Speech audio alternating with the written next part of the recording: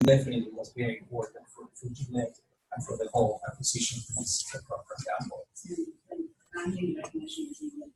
Yes, absolutely. So, and that gets built on all the advertising and everything they did to achieve that brand recognition.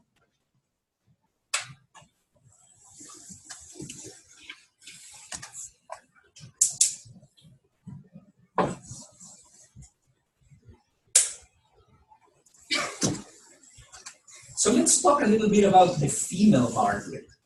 We haven't talked much about it. Gillette, they launched, which is the leading women's razor called Venus, Gillette Venus. So any Gillette Venus users or prior users of that product? Jody, what did you think about it? I mean, were they following like a similar strategy, or what were they doing in the female market? I would say that they're following a very similar strategy. I can't remember what was the ad. It was in a fitness magazine, and it was Venus Williams. Oh, okay, so they had a big endorser with the same name. Yeah. Right. And I think that was one of the first ads I had ever seen for Genius. Gotcha. but yeah, I mean, it resonated. It made me feel as though, if I bought the shaver, I was going to use like Venus. Yes, all that power or that performance. Right. Any other thoughts? Katie, I don't know if you've ever used the Venus. I distinctly remember the theme song. And which a very popular song, right? Yeah. I mean, they picked like one of the iconic songs and made it their own. Yeah.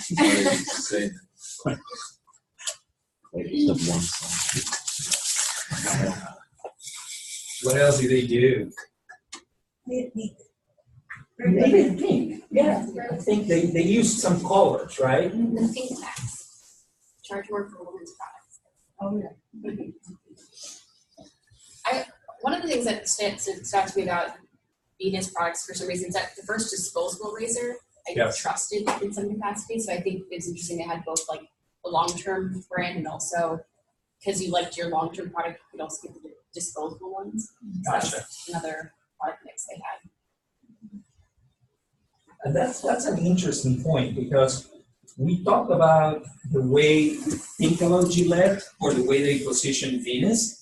And Gillette also has the disposable razors, the ones that you use once and then throw away, like Dick or those like just completely disposable ones.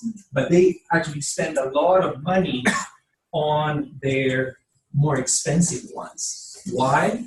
Because they wanted all of us to buy the most expensive ones and make better margins out of us, for sure. Well, and then I'm sure they do this with men's razors as well, but when Venus first came out, there was a big distribution advertising in the sense that we sent a lot of women in test markets sample razors. Yes, free product, right? Yes. And I think it had one item in there with like a $5 coupon for cartridges. So I'll tell you that's how they got me into Fusion. I was using Mac 3. I was perfectly happy with Mac 3 back day when. And then I got a nice box with Fusion. And I used it, and then they gave me the handle, and then I started buying the cartridges, right? Yeah. But are they competing with themselves with Fusion and releasing their own product? That's a great point. So you're right, because I wasn't using Fusion. I was still using Gillette, but I was not using Mac 3. I was using Mac 3, and I switched over to Fusion. So why do you think Gillette would do that? Would just convert somebody that was already using them into another product overall? Garner a higher price point, possibly, with the newer technology. Gotcha. Yeah. They shifted to get more into less on the razor, more into vibration of its features. And they'll make it compatible so you find the whole new product. It's probably the same. Well, that's true. Different. Well, the razors are more expensive, for sure, right? I mean, they will upgrade you to a seemingly better experience of shaving, right? Between the Mac 3 to the Fusion, and then they did the one. I never got to that point with the Fusion that was like more like electric or pulsing. I never got there. But the razors were always more expensive, right? So they ended up making you pay more but the case describes not such a noticeable difference in terms of the shaving experience. Right, not so noticeable. So that's what they were doing that. So good. Anybody else wants to share anything about Gillette that we haven't covered yet? All right. So let's now talk about. So this is Gillette. So let's now talk about Dollar Shaving Club.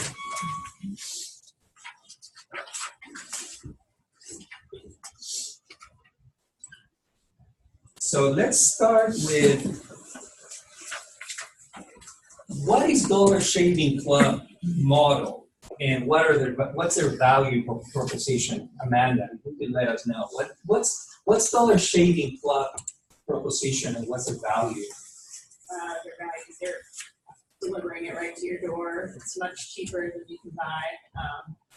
So there's a price component,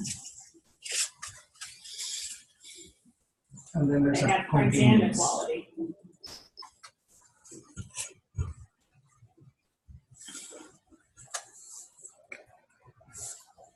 And what was the last thing you said? And they have the quality of the more expensive blades.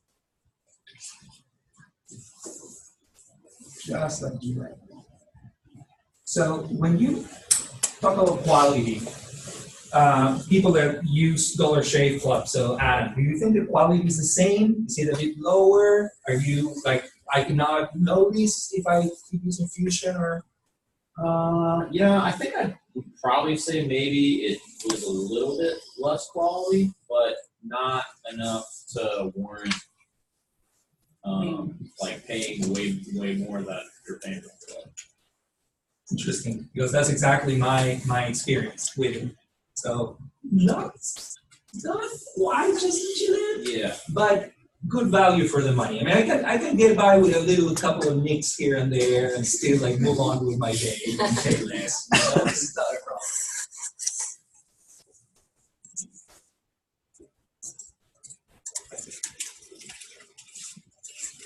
What else? Who else wants to add? What's that value proposition? What does Michael? Yeah, I was going to say they provided a unique product experience, right? You get the box, you get more of an experience, feel like part of the club membership.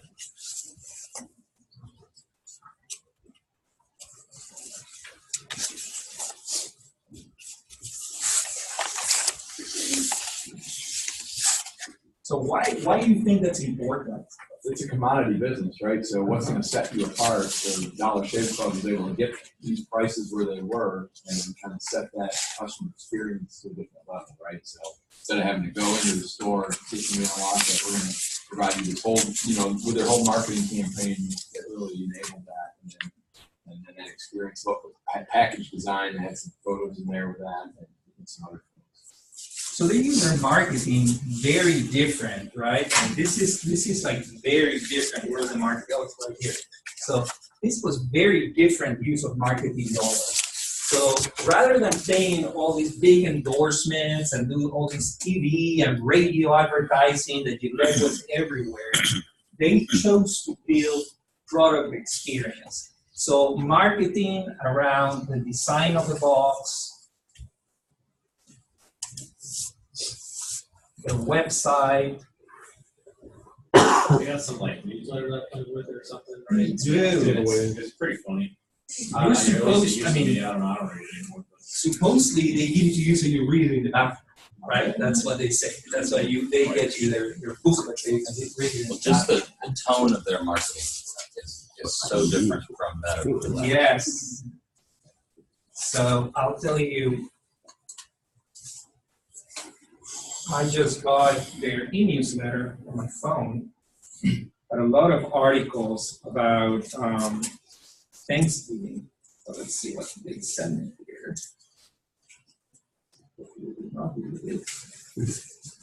Dollar Shave Club.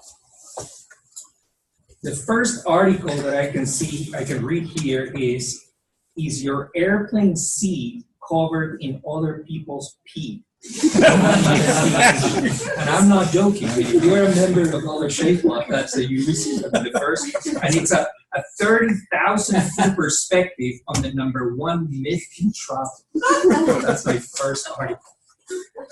And then my second article is a gentleman's guide to dealing with your stupid in-laws. So, yeah, that's the type of content that they deliver. I mean, I'm not a reader. I haven't read much of these articles, but the titles are pretty fun. So what else does that do? I mean, this tone of marketing and Katie. They ran kind of a club-esque feel to their marketing. It was all very grassroots. One of the creators was originally some sort of stand-up comic or aspiring to be. So their content was very funny, but they did it in a way that they did it through YouTube, and they just generated all of these users that followed the content. So they basically had very cheap advertising because people just wanted to be a part of it. Yes. It targeted the millennial market spot on to differentiator.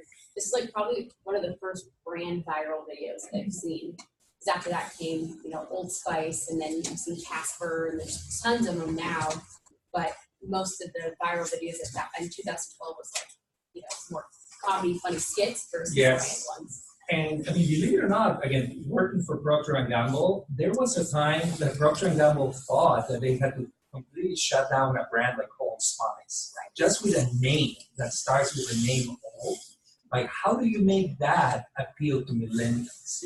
And they completely turn around that strategy and make it like super cool now. Yeah. My kids, again, I have 2 teenagers, 18 and 16, and they use the Old Spice gel. I mean, and sometimes I said, oh, why don't you use Axe, or why don't you get Dove, or why do you get, no, the Old Spice gel.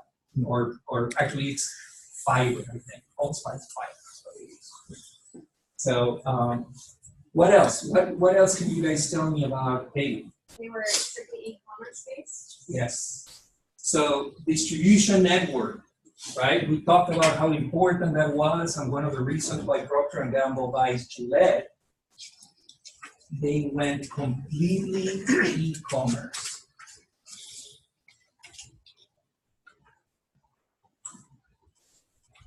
They're also third party. They have manufacturing, they have their own distribution.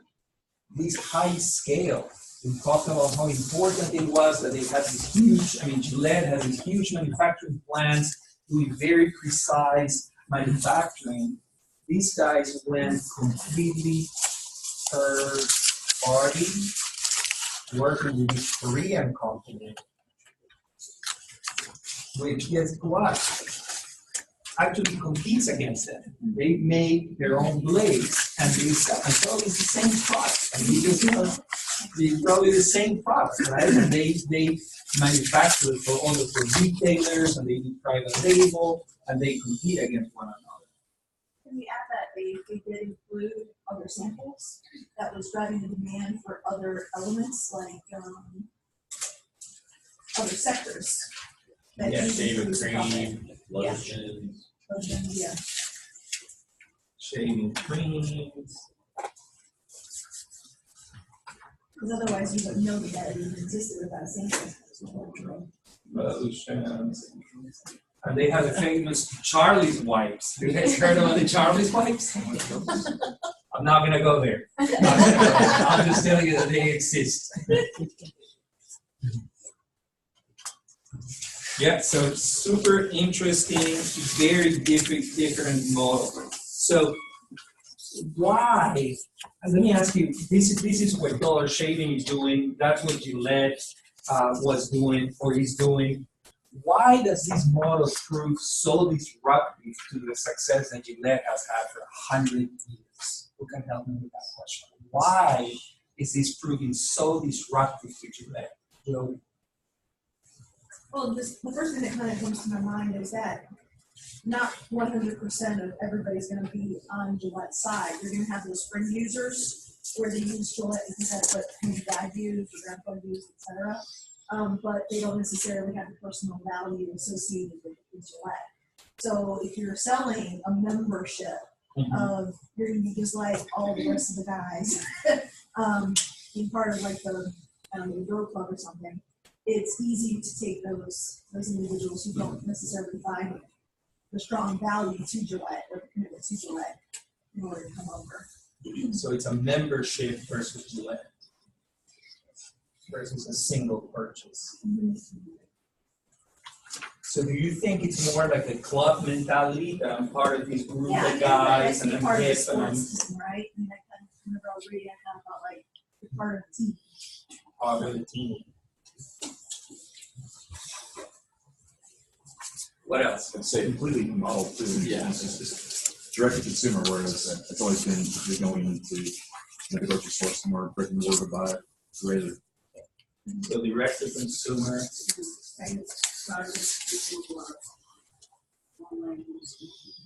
the other thing that is they kind of, pulled like the cheesecloth away and actually told how much Gillette charges and how much, and basically said, these guys are screwing you over.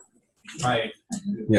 I can give you just as good, maybe a little bit less for half the price. And people are like, I hate paying $25 for, a 12-pack of razors. Like, Right. that angers me.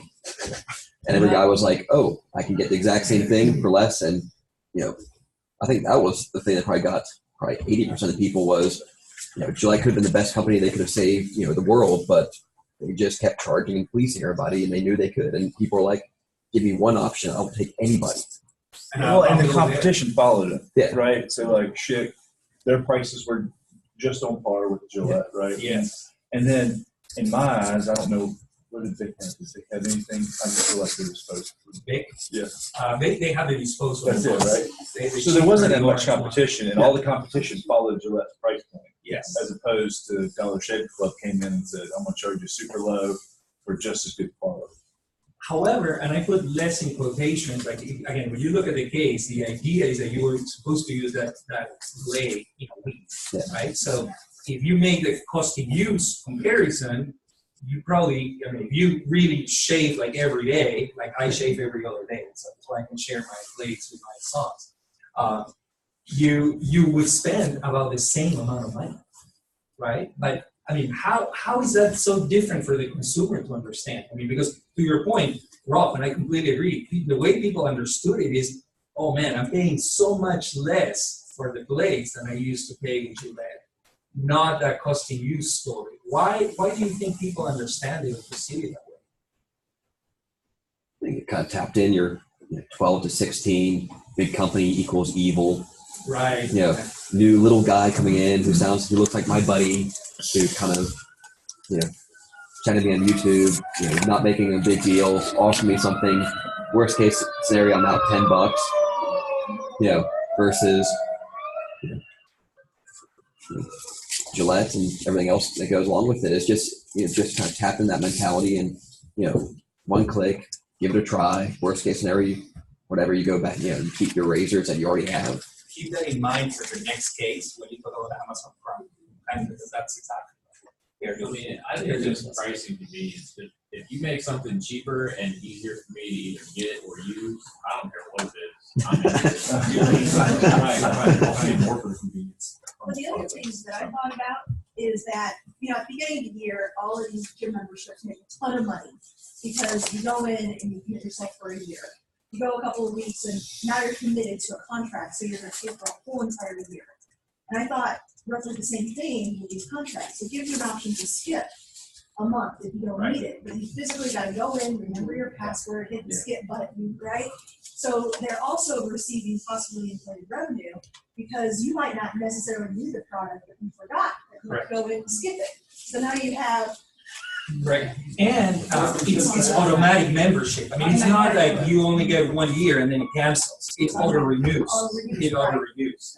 For a guy to come in and cancel something like that, it's much harder for a guy to cancel. And I'm forget, you don't do this. And I'm also curious. And then you go and cancel it.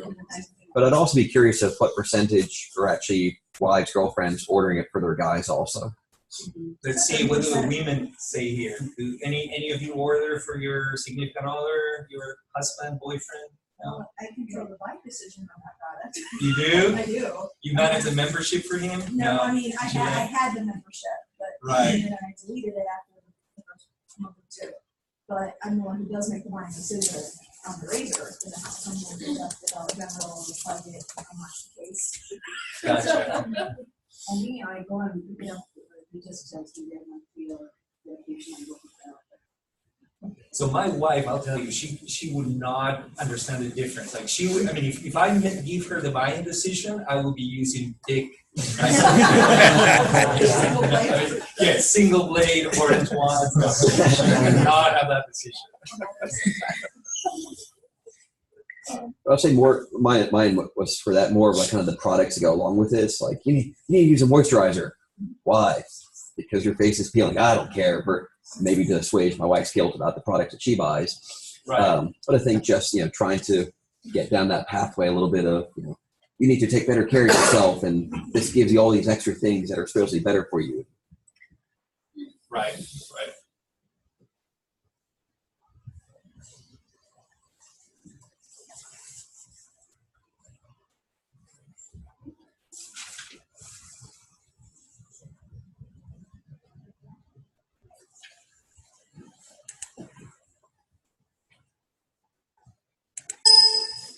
So let's talk, I mean, this is a really interesting topic, the whole membership or feeling a part of the team, because, I mean, a lot of these brands, I mean, when you think about Gillette, or when you think, I mean, multiple brands that you can think of in the consumer products, beverages, they were supposed to be like utilitarian. Like, how can I feel like important to be part of a club that sells blades?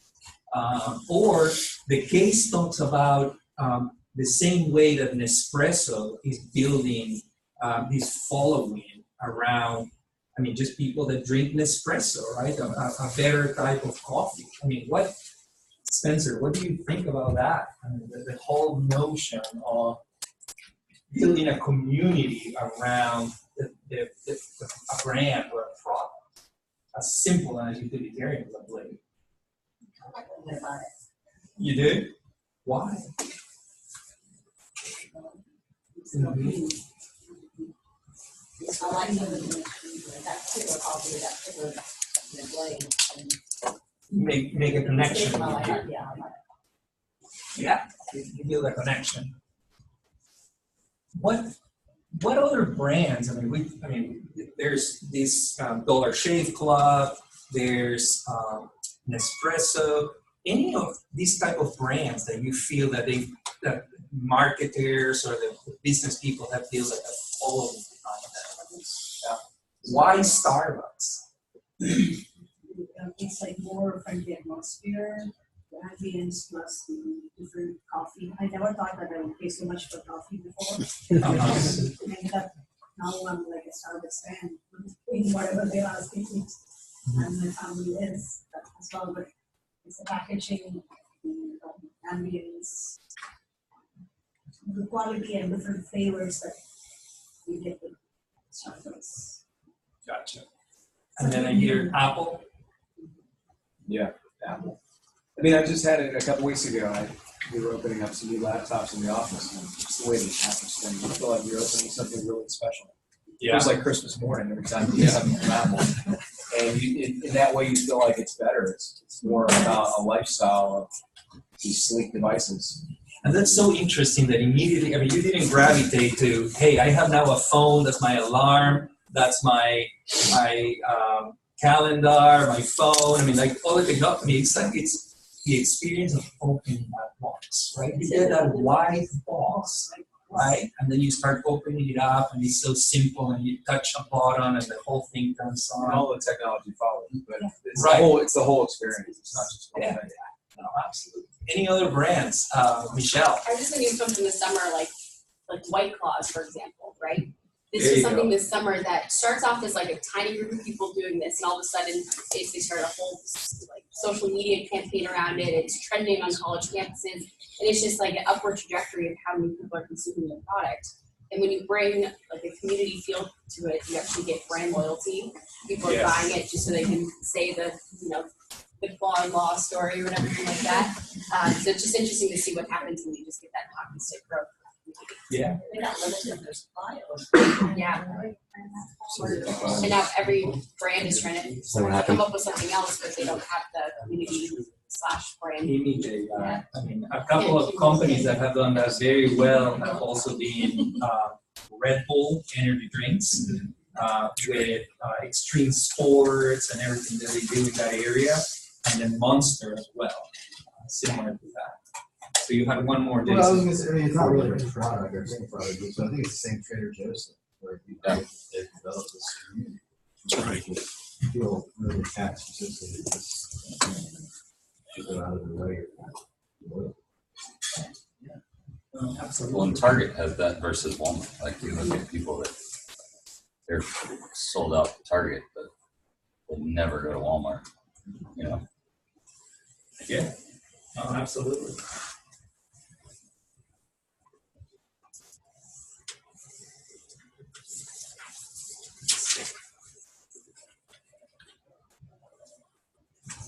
So let's talk a little bit about the, I think Jody, you were talking about the price, right? The whole like membership pricing model is a subscription model.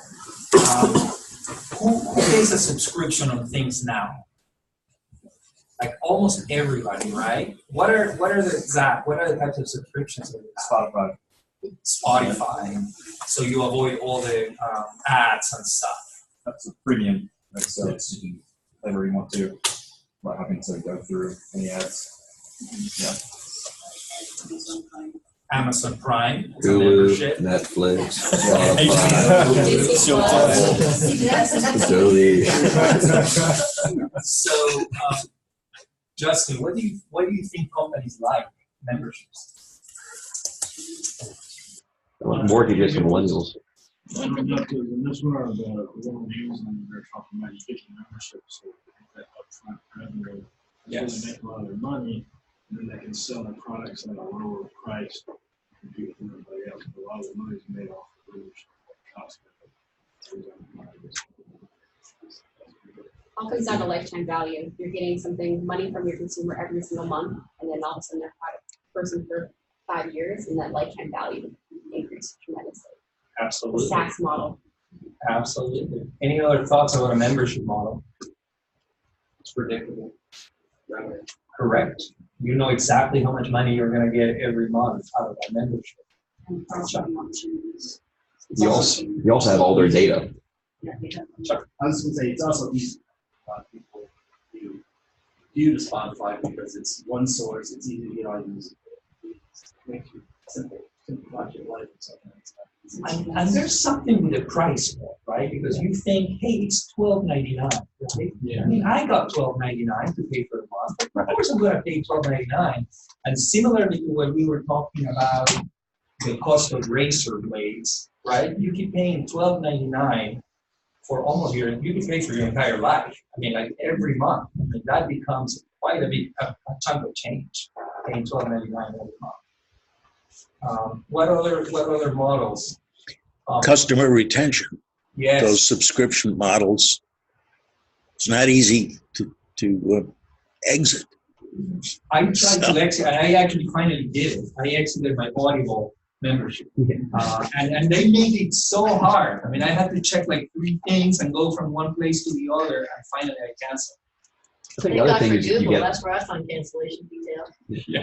you get their data, and you know exactly where people data. are. You know where you're dense, where you're light, and you can focus your attention in those markets. That if you have 1,000 people in one town, probably there are enough people to talk to each other. Therefore, you got word of mouth. If you have 3 over here, you know you can send your resource to another commercial there to focus and kind of. But you also have their credit card information. You know. You can get their bank scores, you can get all their address, you get their likes, you can sell that data. I mean, Domino's Pizza makes more money selling data than they do pizza. They do. So watch out when you put your data on any of these companies that you become members from, they can actually profit from your data, from your information. So there's like disclosures and things that nobody reads really because everybody accepts the membership agreement.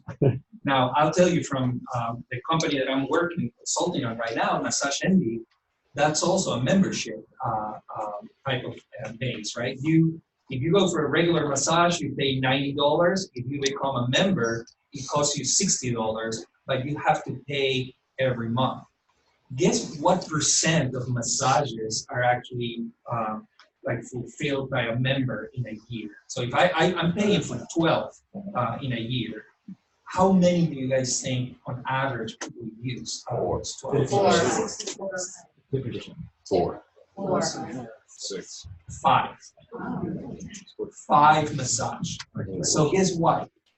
If I'm a member, I'm paying for my massage, and I don't use it, me as a company, I don't pay for the massage therapist, I don't use that time, it's complete profit for a company like Massage.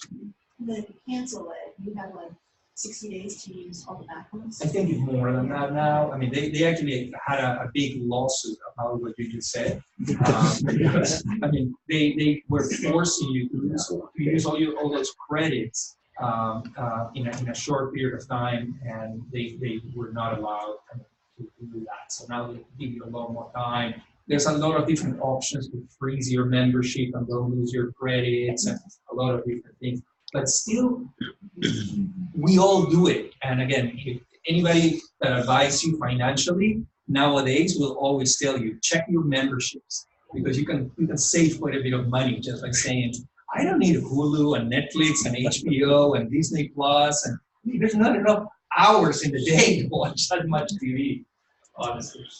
All right, so we're going to move now and talk a bit more around what we started, what Dave started at, with what Gillette should do. But before we open it up, I'd like for you guys to talk like in small groups. So let's just pick groups of 5 people, and maybe discussing your groups of 5 or 6 people, what should Gillette do? And we're going to spend on that 10 minutes, and then we're going to bring you back to this group. So form your small groups of 5 to 6 people and talk about what should Gillette do. Let's try this. Where's the razor? Where's the target? I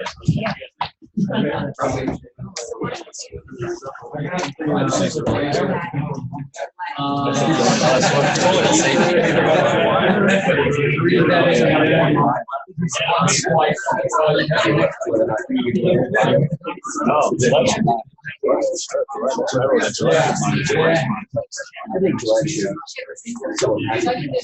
razor in there, little voucher, you take a picture of, you get to 1 free month if you sign up for your basically undercut, you basically come pretty close to the price. You get 1 free, charge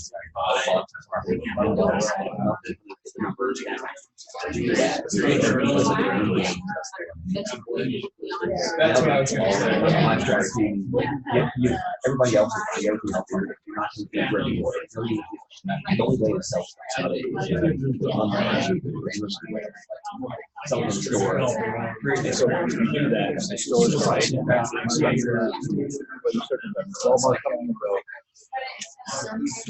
got a problem with that. One thing Gillette has something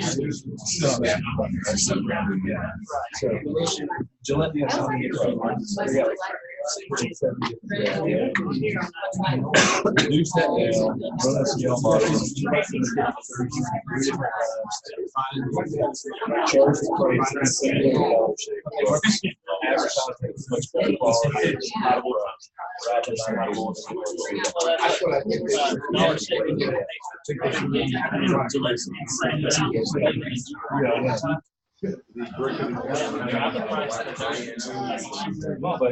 other thing I was telling Gillette to do is stop doing commercials. And that basically why I was switching from some lower. I think like commercial basis every 5 months.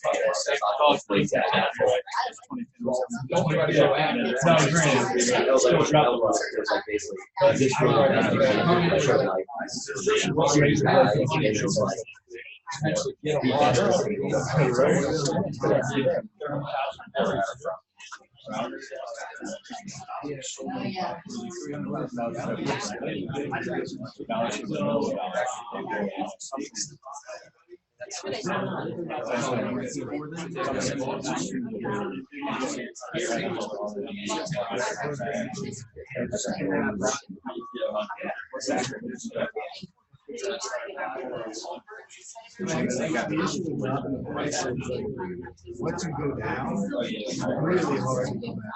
I mean, that hard, but it's you $25. It's you. And you name it something. So you got like, it's an infusion, you name it. Yeah. Just going over. You just name it something. They said they're. And so they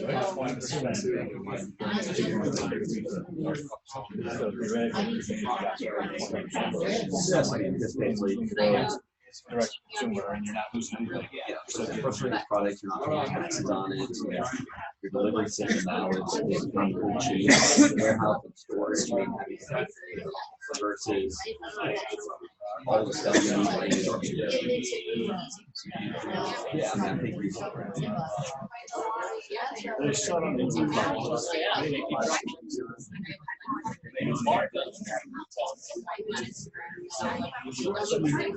retailers are only in business, they only make money from self-products. You take away their product, yes, they can bitch at you, but yeah, it's not like the retailer is selling anything else apart from the products. So they're bitching all they want, but no one would make this. The same thing with like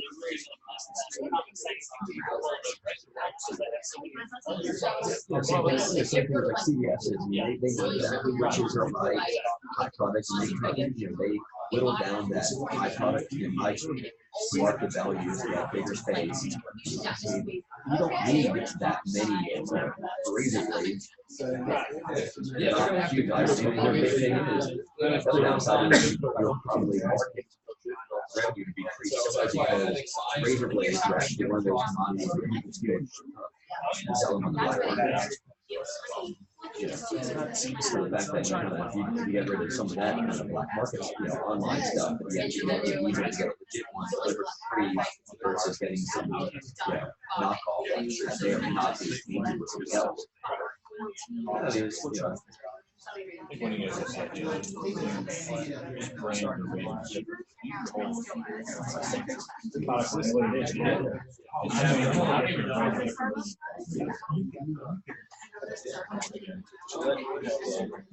Whatever.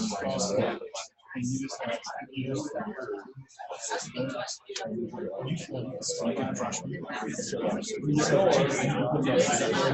no number of people also buy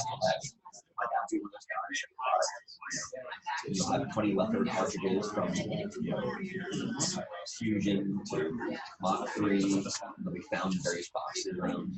I had to look at something. It did say Fusion. Maybe Fusion. No, they had a 5-blade for a while, and then they went to Fusion, which had a Connect 4, and it hasn't. Oh, so yeah, that's actually pretty easy.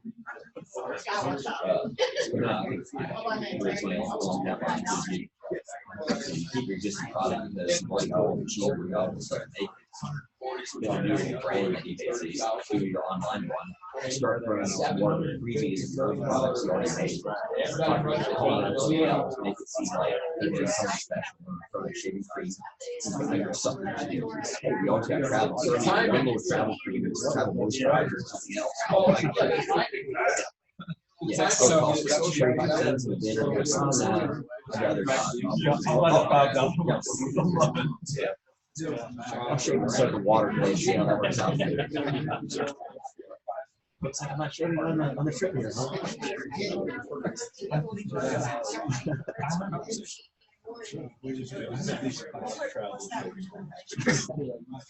I always got one.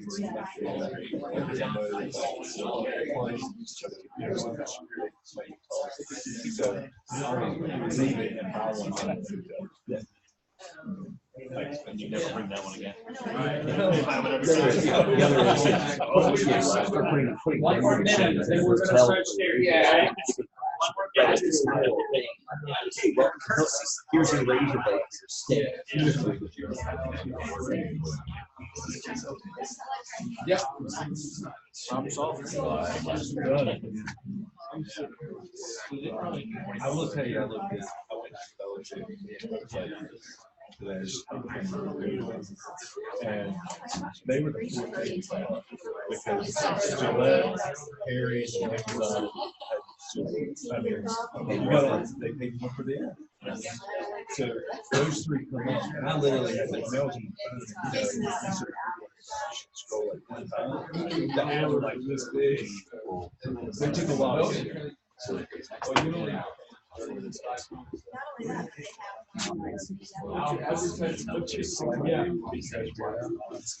All right, let's get started. So let's start. So before you tell me, like, what do you think Gillette should do? Let's talk about what do you think are the strategic options that Gillette has? Like, what are the things that Gillette should or can do? Let's just not talk about what they should do, but what are the options? I guess. Jen, you want to start? What are the options that they have? Offering some sort of monthly subscription. So embrace and offer a subscription.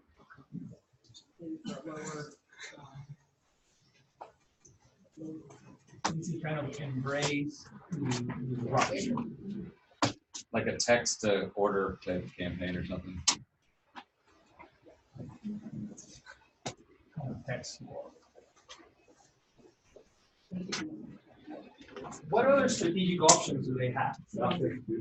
Do nothing. That's always an option, right? I mean, why would a company pick that option, the do nothing option?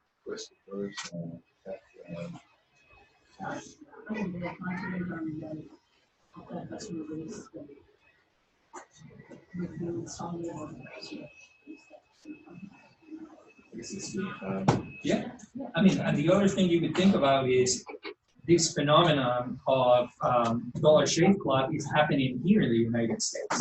You probably have a big market for shave in China, in India, in Russia, I mean, all over the world, and Gillette is a global company. So, I mean, do they really need to do something about this? So, it could be a practical scholarship company that go away. right. It's a strategic option. What other strategic options would Gillette have? You can buy Dollar Shave. Jason, an acquisition, right? They could acquire somebody. They could acquire somebody like Harry's or something like that. Or target the other half of the market and the women's market harder. Right? So that's more of a diversify.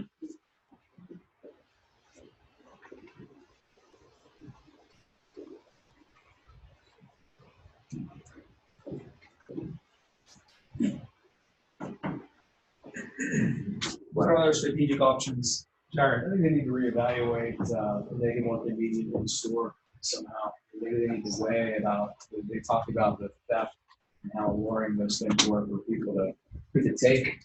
Although if it's worth making it easier to, So more somehow accessible. kind of adjust, keep doing what they are doing, but adjust their model, right? Lower the price and put them on still. Yeah.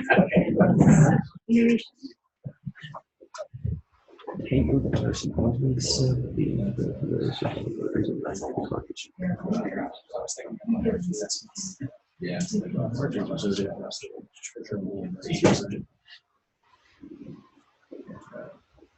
So usually this is called like focus on the traditional business.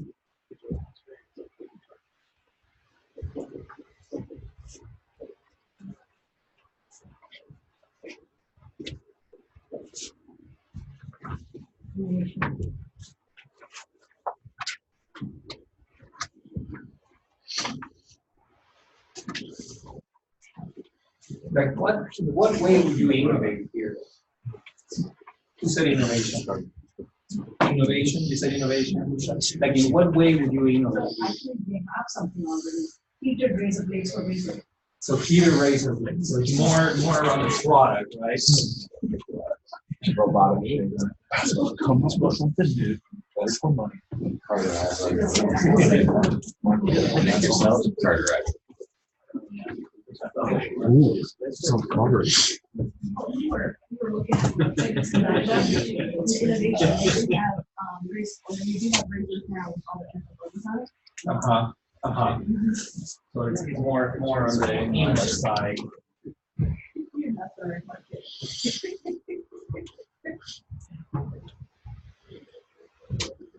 So when you look at kind of strategic options when you're acting versus a disruption, you probably listed all of them here. Do nothing is basically ignore the innovation.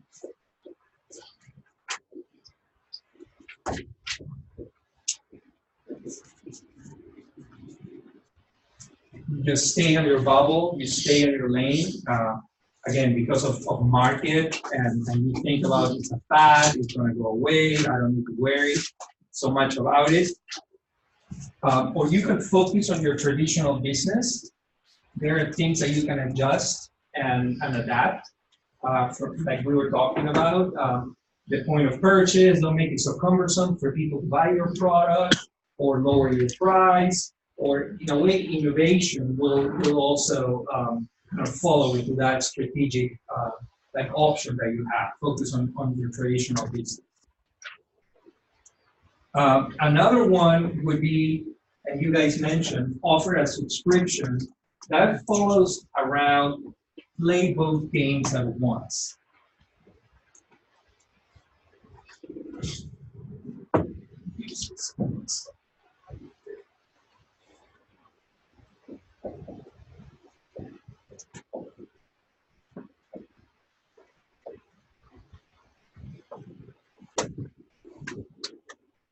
So on that strategy, you basically do both things, right? You keep selling in the store, so you keep going to Walmart, you keep going to Target, you keep doing what you're doing, but you create your subscription model as well, right? And compete against Dollar Shave Club that way.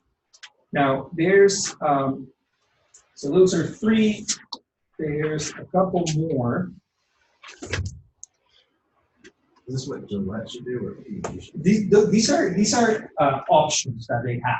But for Gillette specifically, or the broader? In general. So any company that faces disruption, you have these type of strategic options. Well, I was saying P&G could see the market, say, I would rather invest the capital somewhere else, sell the business. That's an option, absolutely. That's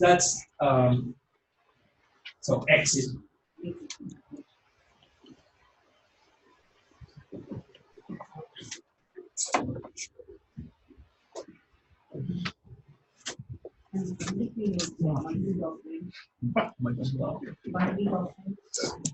Like with what? So shampoo, same kind of things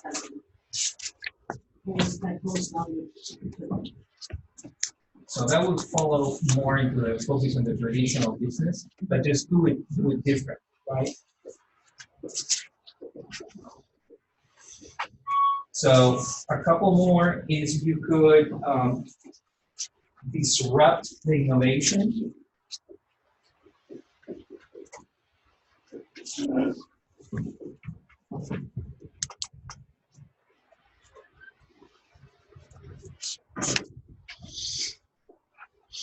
How could Gillette kind of disrupt that innovation that Dollar Shave Club is bringing? I don't know if this is where you're going. I'm not recommending this, but they continue to sue and mount up costs for Dollar Shave Club to have been broken Right. properly. So We slow down. continue to sue, block legally. They start a marketing program against their marketing program. They have Their own marketing program. research for us. Our license was on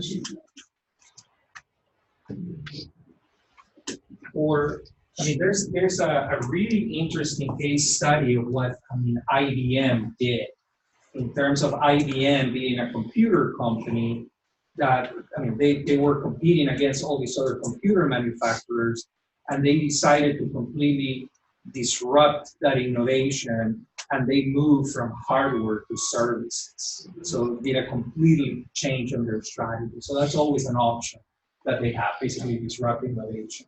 They could create some product that you're not grow. Just Completely, exactly. That would follow here, right? Like similar to Sue or Block. like imagine like a cream, just a cream that could take all your facial, or I mean they could lend, which Procter & Gamble has been doing. They use the Tide brand for dry cleaning. They use I would say Mr. Clean brand. They use that for like car washes and that type of thing. How about if they use Gillette for complete like laser hair removal? Yeah. And then they make it like super cheap, a membership model for laser hair removal. Right, exactly. They could disrupt. That's another idea. That's disrupting innovation, right? So think about a different product, or buy the blade company.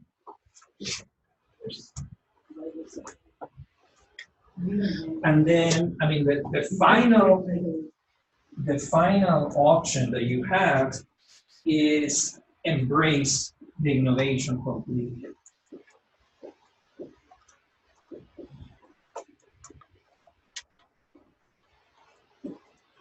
And that one is the opposite of ignoring the innovation. So basically, on this strategic option, you completely get rid of your model, and then you decide, long term, this is not going to work. I better just move everything into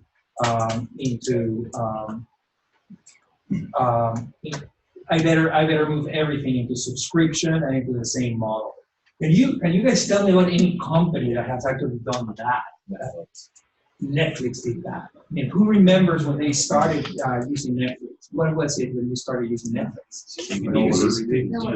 Mail order. And then they moved to what? Streaming. And now they develop content all over the world. And they're not just a streaming video company. They actually develop their own content. Now, who did not pick that strategy and is no longer with us? Blockbuster. Exactly. So Blockbuster did not adjust to the higher internet speeds and all the opportunities that were available because of technology to move in the direction that Netflix chose to move. All right, so if we have those 1, 2, 3, 4, 5, 6 like big chunks of strategic options. So let's talk about kind of the different groups and now what should Gillette do? Why don't you start in your group, Alan? I mean, what did you guys discuss? I mean, out of these big chunks of options, what should Gillette do and why? I guess I just put it out there as an option is, I don't know if it's suitable. In Fusion, they always have one that's the most expensive thing. It's always using the cutting edge. I mean, they can leave that price point where they always have got the most market and most profit. And the older ones, they can maybe give more of a value price to. So like play with different pricing? Yeah. Right.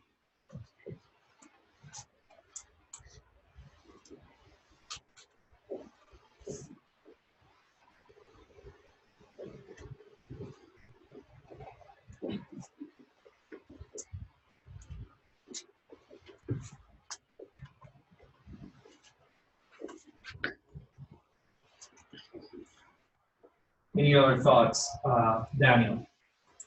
Oh, I was scratching my head, sorry. Yeah, I was gonna go, I thought you were headed this way with this, but the thing I threw out was keep that brand with the Fusion is that high growth, so product position at that higher market, but then do the play both games and then get into the subscription model. Okay. To the lower. So high end, Fusion, low end, move to subscription.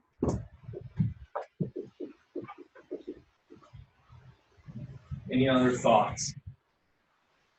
Michelle?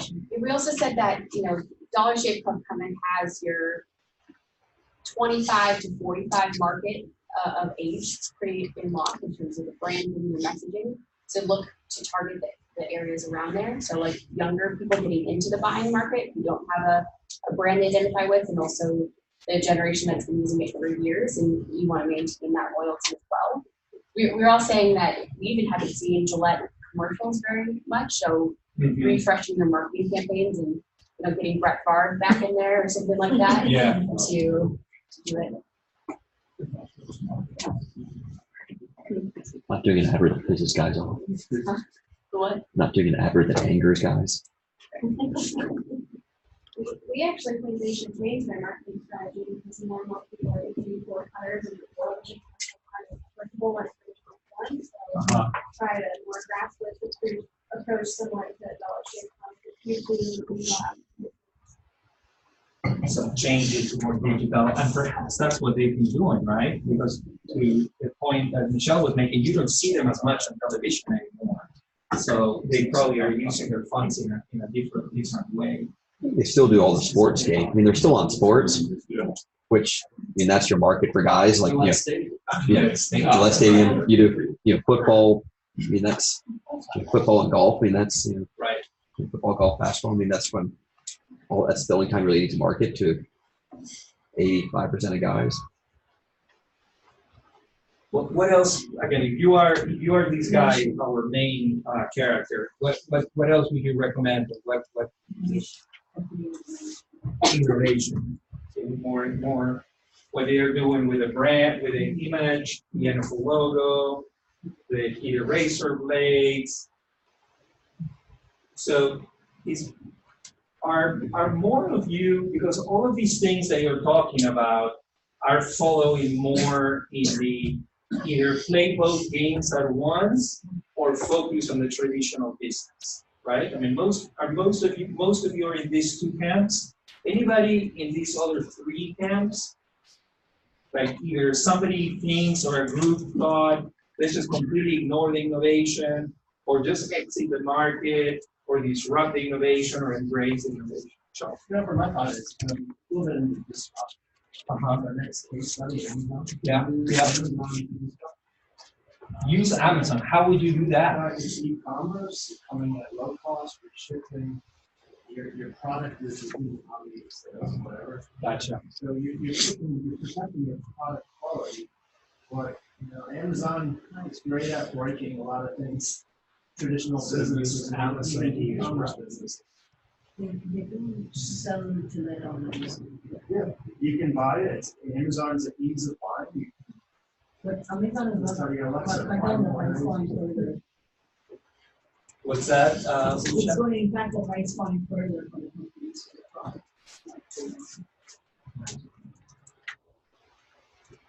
It's the same cost, I would say. Amazon is going to sell it on a lower margin. You need to get their money. Gotcha. I'm probably going to go back to afterwards. Looking at Why? Prices on Amazon, and I think it is probably cheaper. It is.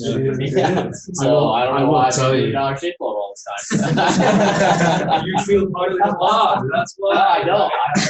How do you pay your Prime membership? You're part of a bigger club. I'm surprised.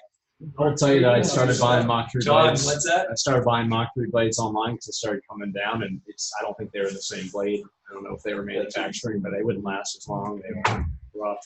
Did you guys Did have you that let experience? ones? Yeah, so I started doing that before I went to Harry's. Thinking, all right, it's not worth $3 a blade, but I'll pay $2 a blade. They were not the same blade. I think that's one of the worries is you're not quite sure what you're getting online. For some of these products, there can be easy knockoffs. But if I was Gillette, I would go back to the basics. Sell 2 cartridges with a coupon for a month subscription for free, and everybody just you buy 2 of what you get, and then from then on you get your monthly subscription. You've gone back to your throw them a little bone to make people feel like they got something for free, and then you start giving little coupons for the rest of the products, which you have everything else already in there in a little box, and now you hand deliver to exactly the people buying the stuff that want the products that you already sell. Right. Anybody else? More people thinking about these other type of strategies, like either what Chuck was talking about, disrupting innovation, or embracing, or exiting, or I guess ignoring. I would acquire. Jason, you would acquire. What would you acquire? You would acquire another one of these other kind of e-commerce models. Right. Harry's or you had the opportunity to buy Dollar Tree Club, but like you're the best historically at doing this. So you can bring efficiencies to that business, maybe you can make them profit. So let's just I would acquire Dollar Tree. let's talk about it, because I mean the case talks about it and it's already happened, right? So Procter & Gamble's largest global competitor, Unilever, actually acquired Dollar Shave Club. Why do you think Procter & Gamble didn't move in that direction? We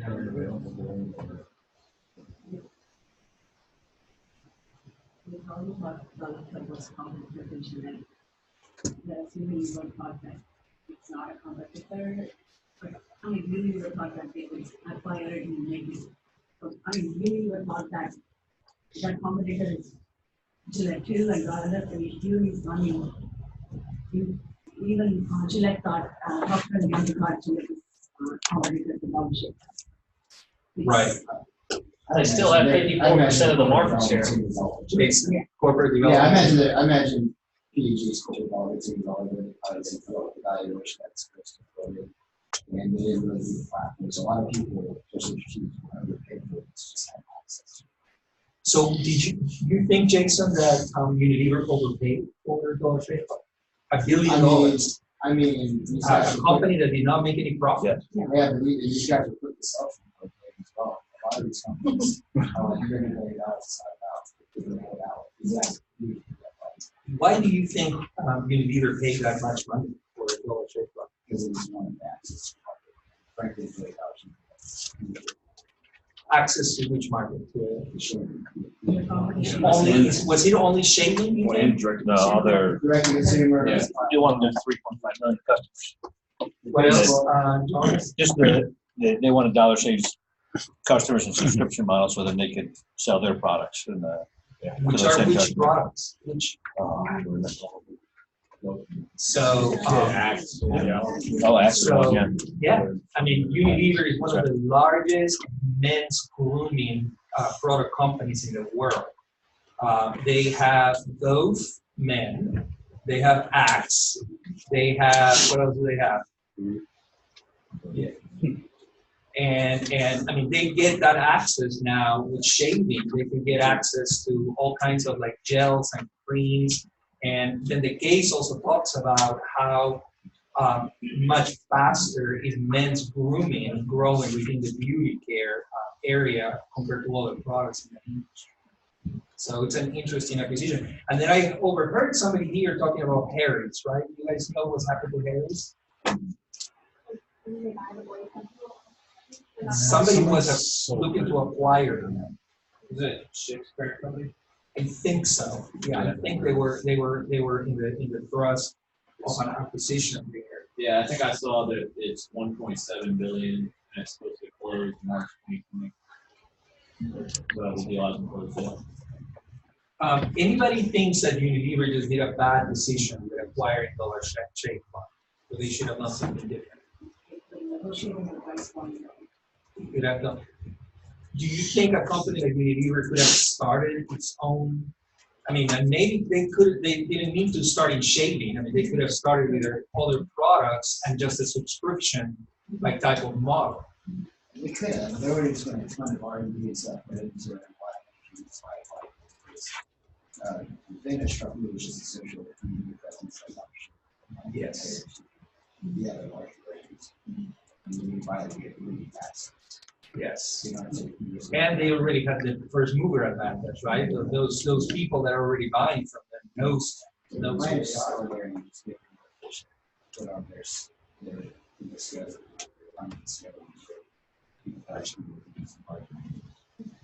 Sure. I'm saying they're buying a customer base that already feels very close. Yes. That's where they have the value to it. There's a digital marketing aspect of it. You also retain the executives that are obviously really successful at driving whole marketing campaigns, building the structure to build that, make them sign off. I don't know if you're Yeah. Whereas if you build it yourself, you can have that creative energy. So let's just talk through what Gillette has actually done after at the end of the case, the Dollar Shave Club like threat or disruption and the acquisition from Unilever of the company.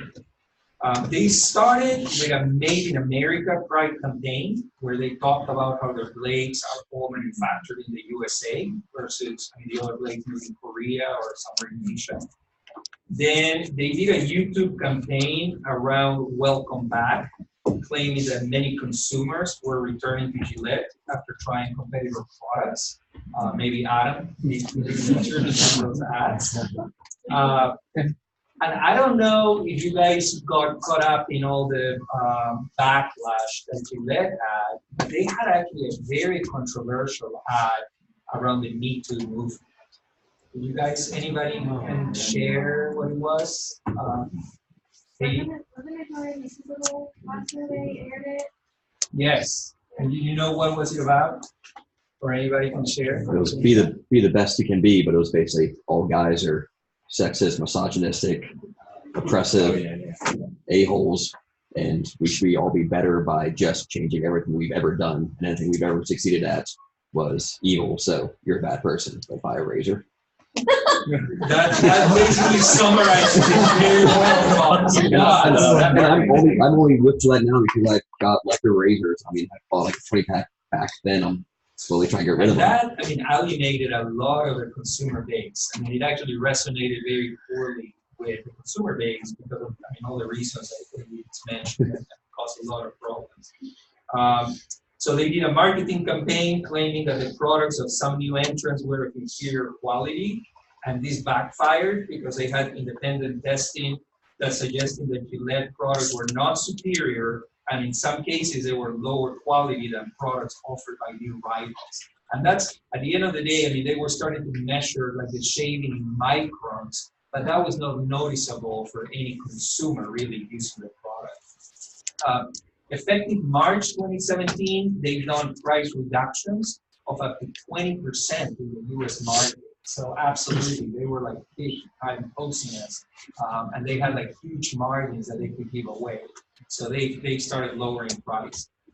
They started an on-demand program. So some mentioned the idea of offer subscription. So they speak more of things like play both games at once. They launched a Gillette on demand with slightly discounted prices compared to retail channels and loyalty bonuses for repeat customers. And this is a relaunch of the Gillette Shave Club with added features like the ability to order new cartridges by texting the word blades, you mentioned texting, loyalty bonuses, and so forth. However, some of you said that you were on the website. The comment is that the website is not appealing at all. It's not engaging at the experience level that Dollar Shave Club has. Or, I'm sure they probably they're not going to explain me if my airplane seat has been filled with pee by the person before me. They don't go into that type of comment. And then they launched a new website that was called My Gillette, which allows me as a consumer to order a ProGlide razor handle with customer customized art, photo, or graphics. So if I want to have a picture of my pet on my razor cart or razor handle, I cannot do that. So that's what Gillette has been doing. So raise of hands. Do you think Gillette will grow market share from 54? Raise your hand if you think Gillette will grow market share from where we ended in 2016 at around 54%. One person there, and so what time frame? Like, let's just say 2020. So we left them, and you heard everything that they've done.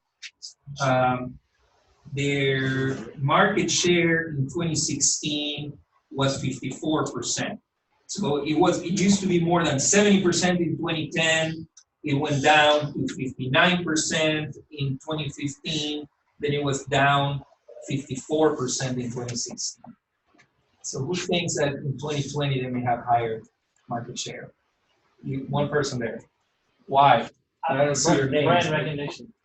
Oh, I think Marty. yes, sir. I think it's just going to go back to try new things, but then they're not as good as you were expecting, so you're going to come back to the old, same old. To the brand that you know, right? Michelle. Yeah, I was just gonna say, maybe even in this room, only one person has Dollar Shave Club, and also Dollar Shave Club was 2012. It was really popular. That was a long time ago, almost a decade ago at this point. So there's really a chance to continue to break new market and continue what is good in common. Right. And the more subscription kind of base services, probably provide what Scholarship have provided. And it's more like competition between Unilever and Procter and Gamble now, so that should be picked up off. Right.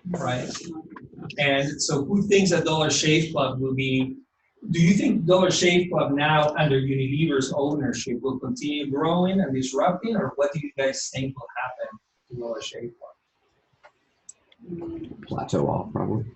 Yes. That's for you. Why do you think that, Rob? It just kind of seems you only have so many people in a club. You can only have, there's only so much room, not like room, but it just kind of, I think the number of people that want to kind of go down that pathway is a fixed percentage of the people buying something. And that's the max that they can get is the people that say, hey, if it's just as good, close as good, and it gets delivered, that's good enough for me. I don't need to do anything more. Right. That's, 10% of the market, or 10, 15% of the people are probably going to do that. And that's kind of the number for most products, that some people will always buy top end, some people will buy the middle, some guys will say, if I get not the top end, but just a little bit less for that price, I'll do that all the time. Yeah. So we'll see. I mean, so far, Unilever has not adjusted what Dollar Shave Club has been doing, and they haven't put Dove or Axe or any other grooming brands within the platform.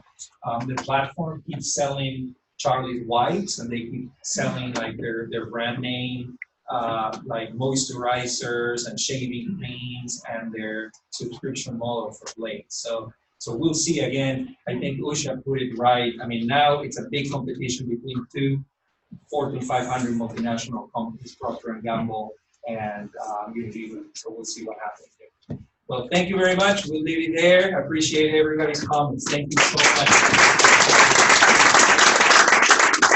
Thank you, Gonzalo. Great case.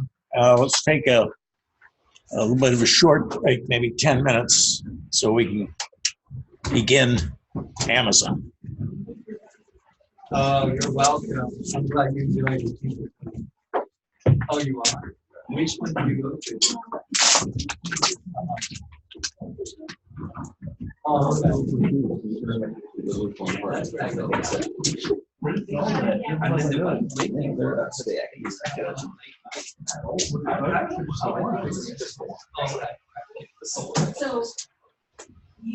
the one in that. Are they? No, I don't work for them. The ones we have are in the northern part of the city. We have Huntersville, Concord, North Lake, and so there's a fortune. Oh. Yeah. Oh, good.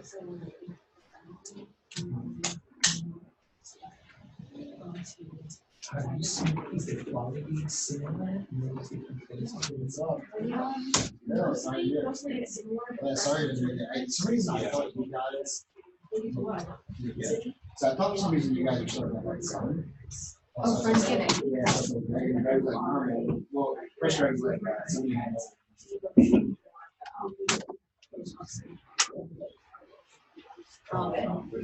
Yeah, was it? Yeah. Because I know in some parts of the required in Colorado, the price point in Colorado is a weird charge. Because of the area. But then also the $10 here, they don't charge it, they don't charge You guys have been on the road a lot. Yeah, so I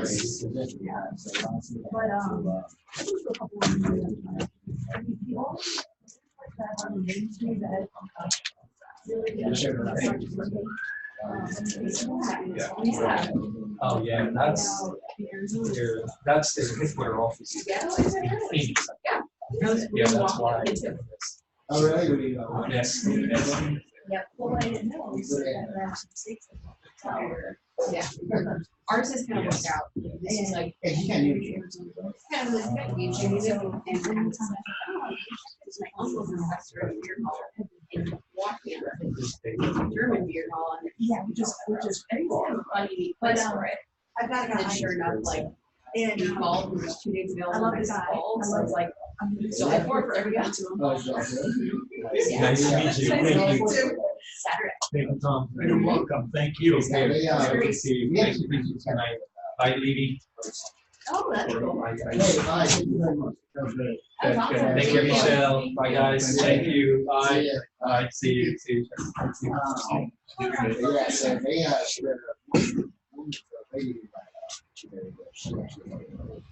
Cool. Yeah. That's awesome. Yeah. Yes. And you can check it out. It's called the Very Beer Hall. Built 90, the Very Beer Hall. And it's built 90 years ago. How long has he had it? It's been invested for like 2 years. It was built. Yeah. It's not on the water. No, but we're gonna have some events along the water. It's a kind of, because I can't remember what island. Oh, it looks really big. Oh, no, wait, that's just. Yeah, like up in Milwaukee. There's a lot. There's like this huge, like 4-acre campus. Oh, yeah, I mean, it can be like, Yeah. Yeah. Yeah. Yeah. So pretty cool. I guess you're gonna be able to get from it's kind of up there. That's the other nice thing. Yeah. That's what's kind of more. He's got this thing to figure out. Or you won't just pay for it. Yeah, it's true. It's amazing how expensive. I know it's like in all if you're doing any sort of analysis, it's done like you, but only really once. I know, well, that's what I'm trying to tell her. She's like, well, I have one. I like how Not even Italian, like I don't know something's more joy one by more people than do something super upscale. I told him you just bought it. Yeah. Yes, exactly. Yeah. So that's my mentality.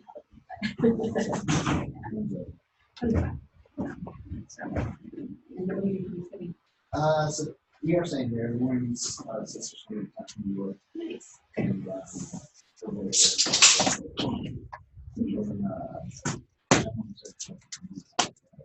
Cool.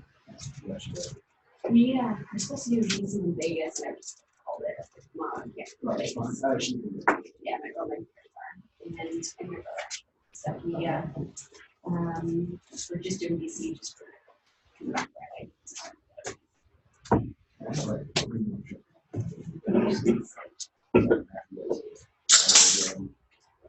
well, the other ones are really like this. Yeah, the West Coast ones are really across the country. We're dark, I'm happy with them.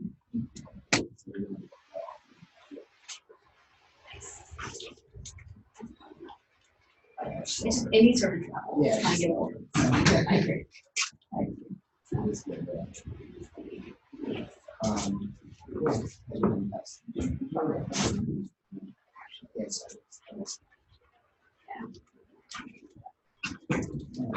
New York twice. Did you watch?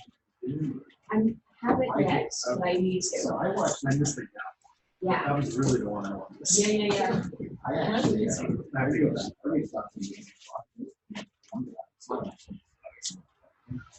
It's really good. Yeah, so actually, Move the camera up here.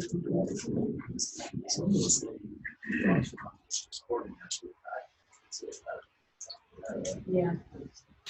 well, no, that's what it's similar. Oh, you weren't trying to watch it live. Yeah, and I try watching it when that and it's not whether it was right. It was like I don't even know. The lumber, it's cheap, so. That's what I was kind of. Yeah. No, it's-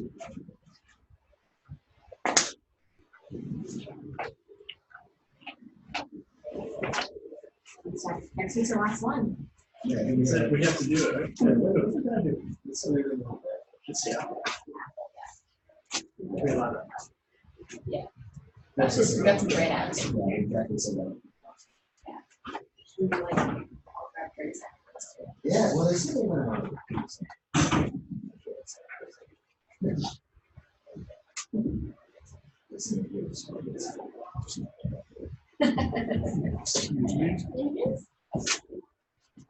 Well, How's business going? it's been busy how in New York. How are you doing? You went to, I sent it. Feels like coming. I did a while ago. I'm going to. So, but they've been Years ago. they signed today. I'm also. Sure. Last week, at Stockholm. And years ago. Well, it's been- talk about it. A couple years ago, we were at-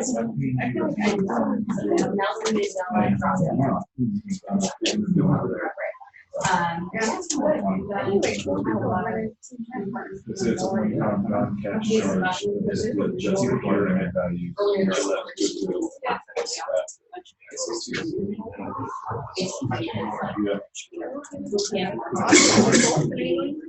We'll get to 27. So we're gonna Stockholm. Spend being there. Basically, like this. That would be a 28. And then plus all the staff. 6 million. $2 million dollars. Razors and blades. Compared to 1.2.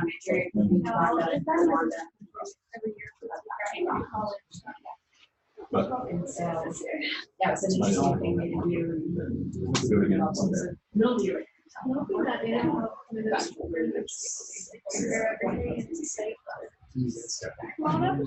Yeah, we raised My brother is a from bicycle. Al Gore's fund.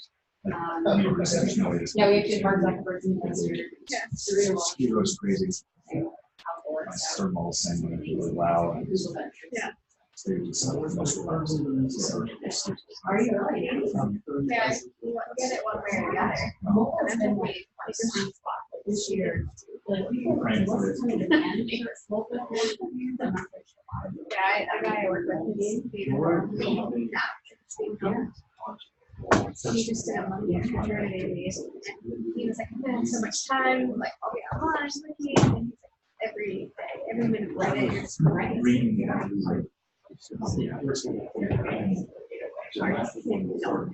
I put every contraction on a registry, like, it'll go in one of these tabs.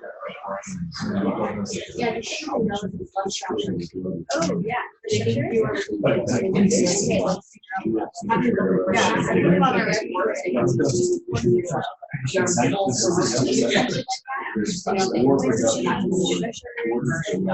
But I think we're not sure, like, Saturday, you want to spend X on dollars. It's trying, so like, a lot.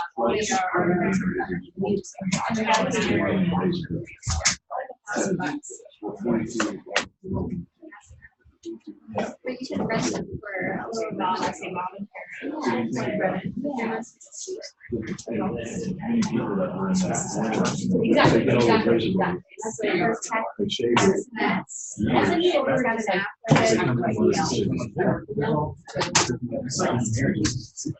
Yeah, because it does have the app, so it'll tell you like how long to be in the library. Yeah. House, Yeah, so it's interesting ways to. I think he's got one of the, no, he's got one of the good babies. Every year or more.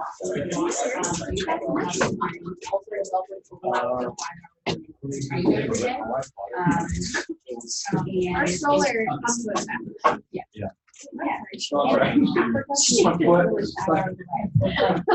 Okay. Yeah.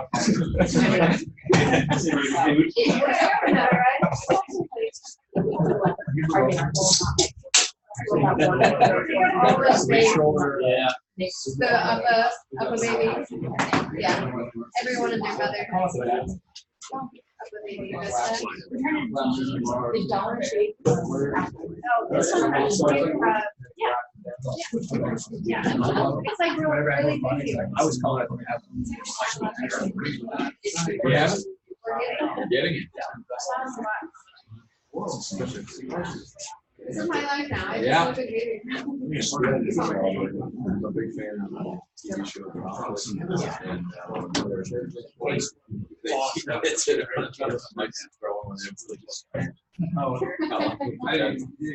would happen to me. I'll like take it out of my trunk in my car. yeah. Still together. Oh, I've heard of the Duna, but I'm working in the up a baby. Yeah. There's gotta be a aftermarket. Like a quarter of the price. Well, the market is why it's like it makes me feel like a bad parent. That's one way to solve that Yeah, issue. I mean, Yeah. I mean, I'm sure it's fine. it's just one of those things. So, like, selling a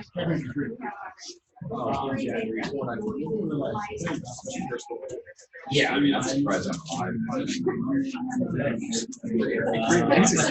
Yeah, yeah.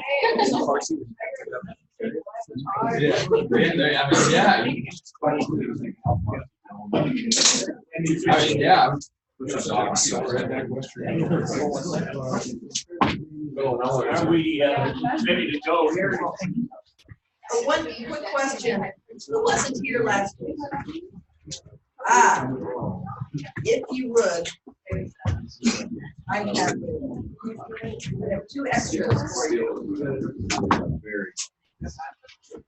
If you weren't here last week, you died in January. Start these around. Yeah. And if you would, raise your hand. Users working. Plane crashing about 30 miles, 25 miles from 30 to call. They're not going to come looking for you for 14 days. But the pilot extra rounds and dies in the plane also. You salvage 15 things. 15 items. And you rank which of the items you think are most important for your survival. And then an amount tells you whether or not you're right or wrong. This is hate. Yeah. Oh, no,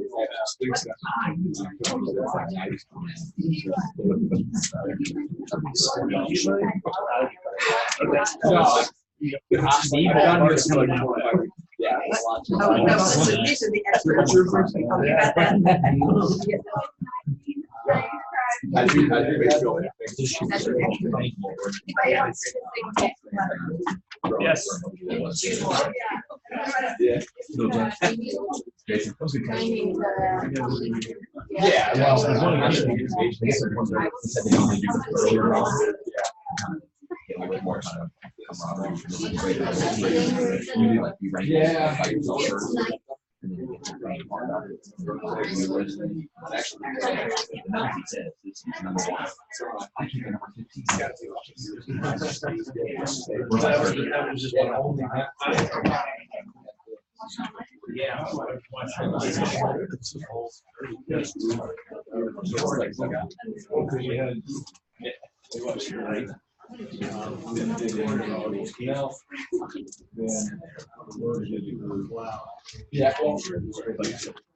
7, 8 minutes.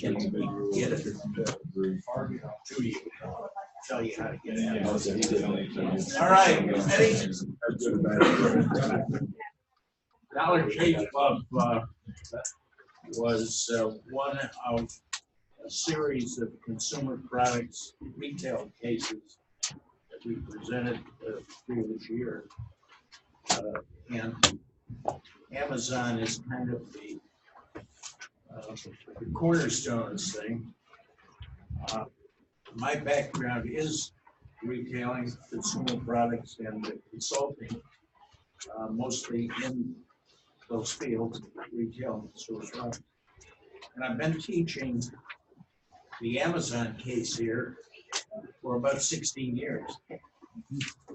And it has incredibly evolved.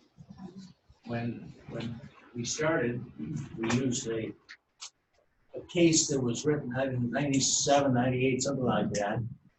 And it was called Amazon versus Barnes and Noble. And I'll tell you, there's a lot of, when you go through the history of that, and I'll touch on it briefly for you, because it isn't the case.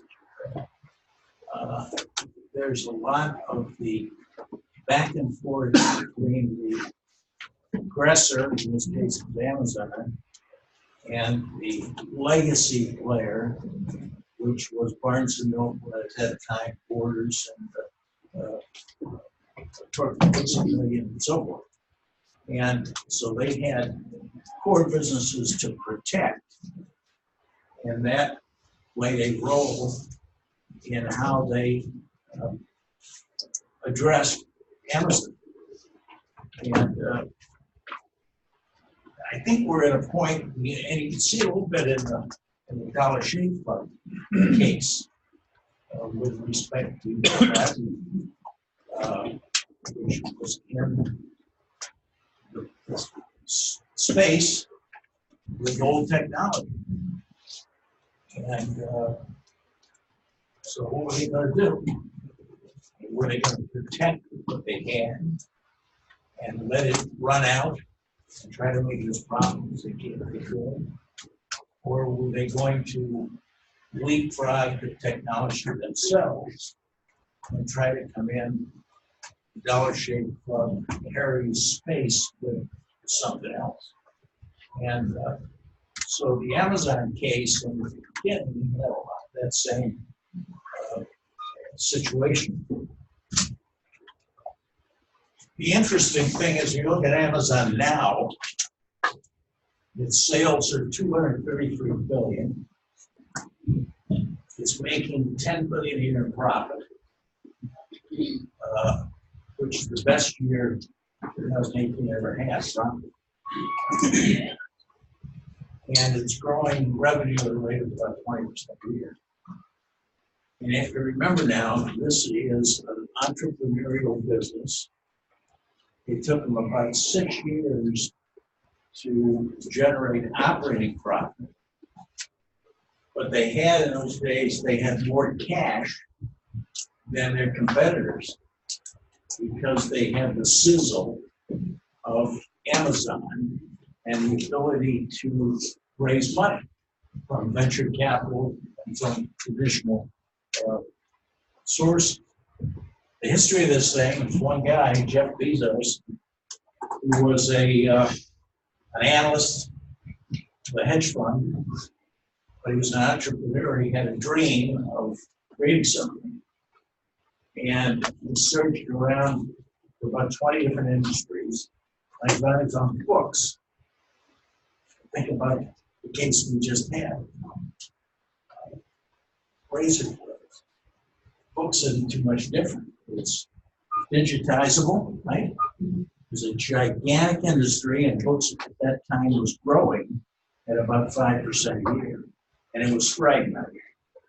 It had the players we talked about briefly, Barnes and Noble and Amazon, neither of which were making a lot of money. And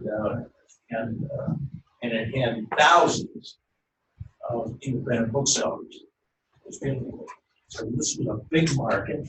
They selected it purposely and put competitors in a situation of how do we address Amazon at the same time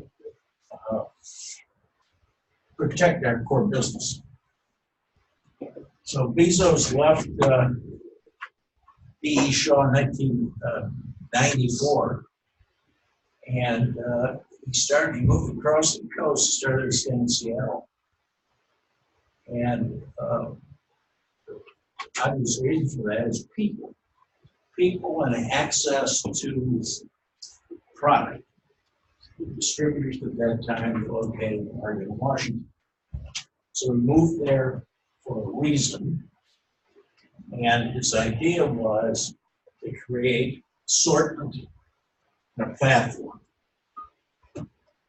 And early on in the process, he entered into what at the time seemed like a different business, web services. And who's in the web services? What company? IBM. Big Microsoft, big players, right? Big players who didn't have what? They didn't have consumer products, really, right? And they didn't have a customer database significantly. IBM was in the PC business. A lot of that sold to and by third-party players like Best Buy, Circuit City, one of these people not around anymore. And so Amazon also started some other businesses. We talked about the subscription model. He started buying early on at, I think it was $79 rate, went up to 119, or it went to 99 a few years subsequently to that, and I think it's now 119 if I remember correctly. So that became part of the platform of thought process. And then they also, in addition to books, started looking for product that was digitized. And so what was that? You said video. Yep. And it set the pace, set the foundation from which to expand sort of dramatically. During this time it did, with respect to books and music, expanded the sort of dramatically. And how did they do that? They had an advantage over their competition. They had the subscription model, but what didn't they have? The competition. Right? They didn't carry the inventory either. Right? And to a large degree, that's still the case with marketplace. They didn't carry the inventory, and they didn't have the fixed cost of a bricks and mortar player. They also invested their money in a different way. How did they do that? What did they invest in?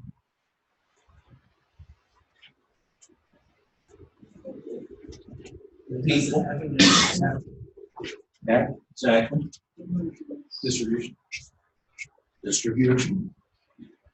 Subsequently distribution. Robotics and non-human labor. Yeah. What else? Something called Firefly. In other words, they were one of the first to capture and analyze data related to how we spend our money, on what and what price points and so forth, to be able to offer other products. Still do that. You buy books and music, you get suggested selling. So that set that up for the future. And here's what they did with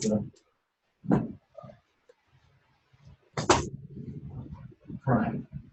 They also were early players in developing original content. Didn't go very far. Video on demand, and then they invested in development of equipment. And some of that has worked pretty well. Who has, anybody here have Amazon equipment? What do you have? Echo, Alexa, Fire TV. Rename different robots. And what are the features, what are the advantages that you get personally from that equipment? No TV remote. Okay. What else? You can order from Integration. Yeah. You just tell it what to do and it doesn't. Yeah. If I'm murdered by my wife, it'll hopefully record the.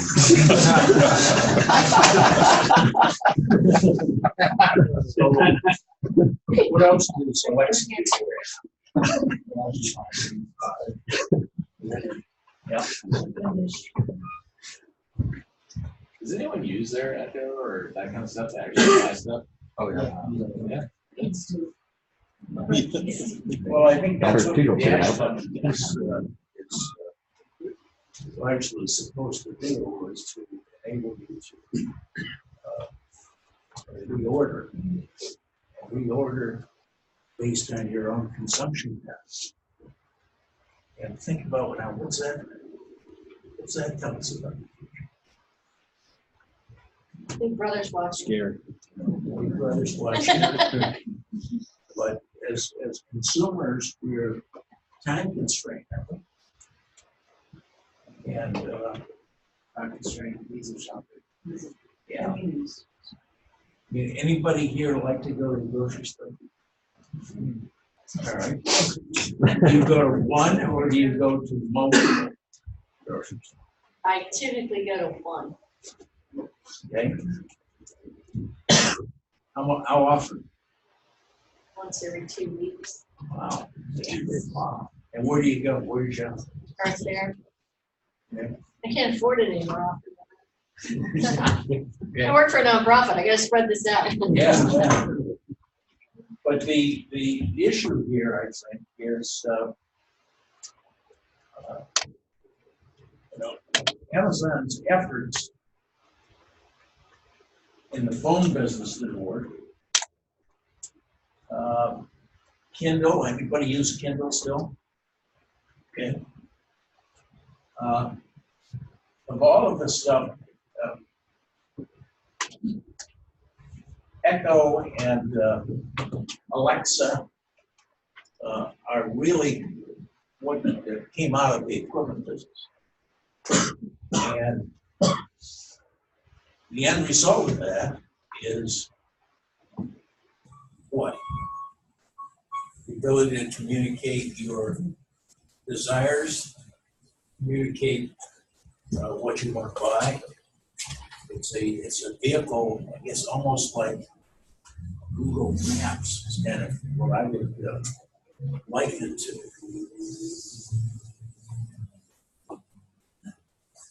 So in 2011, you had a recommendation system. Now, within the last 5 years or so, Amazon has embarked upon something not in the traditional home consumer products arena, right? Amazon Supply, home services. You can actually use Amazon to find a carpenter or a plumber. And Inspire, which is an online market for school teachers. So all of these, however, are the exception of home services. These are all digitizable kinds of items that you can easily put on the web, offer on the web. And then, what's next? What's the next industry? Grocery. A lot bigger than books. And still kind of fragmented. Although Walmart is the largest retailer of groceries in the United States. So this gives us a lot to think about here. Why were they buying Whole Foods? to have stores basically which they don't have. And Yeah, that's true, that's true. And access to the website and the can practice at the shop. It's true, hiring can drag it, perhaps, and the other ones. I think it's that last mile, where the people actually live, like the population centers or near the Whole Foods places. I don't think they necessarily need the space. They got the space in warehouses, but for the specific location to get to their customers for in under an hour or under 2 hours, the kind of services they're trying to provide. And the Whole Foods locations were relatively young, right? So if you look at maybe Kmart or Sears or Penny's, their real estate, the demographics to a large degree over the last 20, 30 years moved away from it, right? And yet they had that huge investment in bricks and mortar. Can't just walk away from 200,000 square foot department stores. Bankruptcy is the only way to do it by rejecting leases. Right? You just can't, and you can't sell those pieces of real estate either.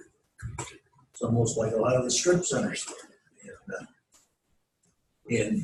around the country, including here, that are being redeveloped for some other use.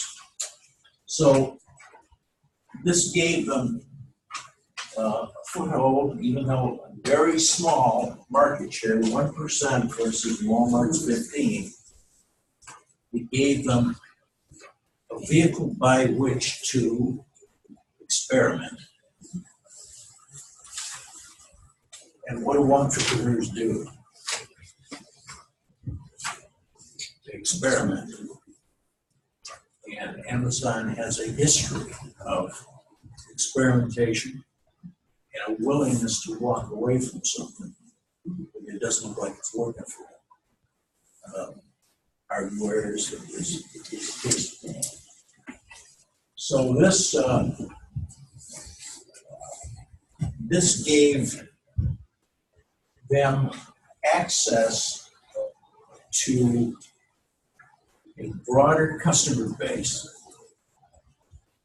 a customer base that is going to shop repetitively, much more repetitively than buying views or phones, right?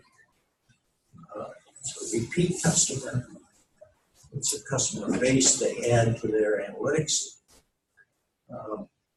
And that's really part of where they're going as a digital giant. The brick and mortar stores, carrying inventory, big investment in real estate, big investment in people, a different ilk. Amazon's investing in technology. But as they are expanding and looking to expand on the East Coast, they're entering locations where they have access to technology. Right. So what does this mean now? Let's talk a little bit about the brick and mortar players that are in Amazon's sweet spot. What do they do?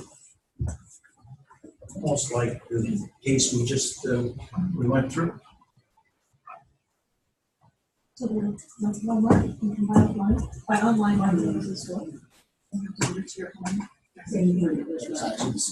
Of course, the other thing, I didn't mention it, none of us mentioned, but the Whole Foods acquisition gave birth to expansion of the 360 brand, private label. And they, within a matter of weeks after that acquisition, were doing in excess of $1 million a week in that 360 brand. Right? So They had a huge customer base, right? They had access to it. And also, the other thing that the Whole Foods locations do is they put lockers in there with a touch screen. So you go into Whole Foods, maybe you shop online, find something you like, and you can go to that locker and order that product, alternative to having it shipped to your house, and have it shipped to that locker that's in that store you pick it up. Same thing is true with returns. So again, it was a vehicle by which to broaden the customer base, broaden the assortment, drive traffic into a Whole Foods store for some other purpose than buying Whole Foods products, right? A way to utilize that space. So it was hard to tell what the results will be, but you can see the logic, I think, behind it. So Amazon has moved up to be the second largest retailer in the country, after being ninth in 2015. They've expanded dramatically their platform through marketplace, through Amazon Business, through its fulfillment efforts, and also their systems, their platform enables them to service websites and service mobile websites for other retailers that one might think would be a competitor. Target was one of those, for example.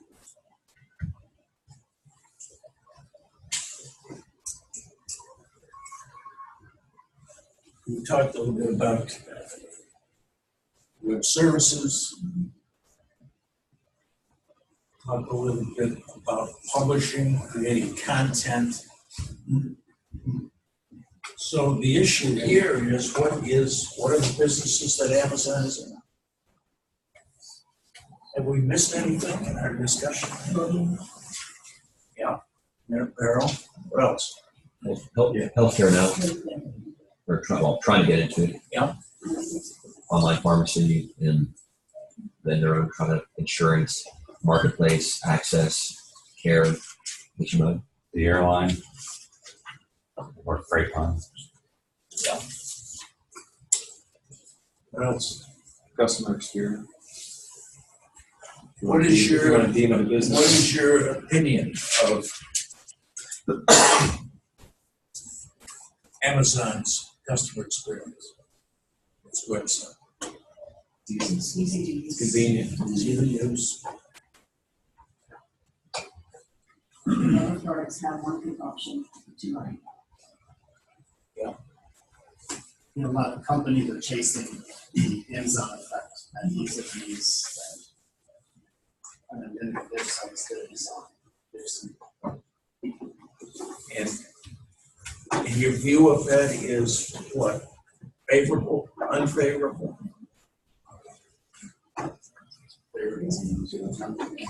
Okay.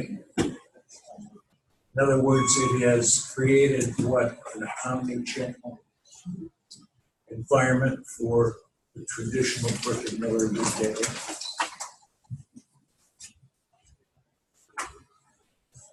Walmart certainly is one of them. Walmart's online business is growing at about 40% a year. It's losing money, but it's growing dramatically, and they're committed to that growth. On the apparel side, Macy's online business is growing tremendously, whereas their comp store sales are virtually flat, maybe 2% up if it's a good quarter. Their online business is up significantly. 5, 6, 7%. So Amazon's evolved from an online retailer to an online platform. And it has more patents than any other retailer, and it has huge opportunity because it is now a financial powerhouse. It knows not all that profit, it has a lot of cash, and significant ability to raise cash. What I think that.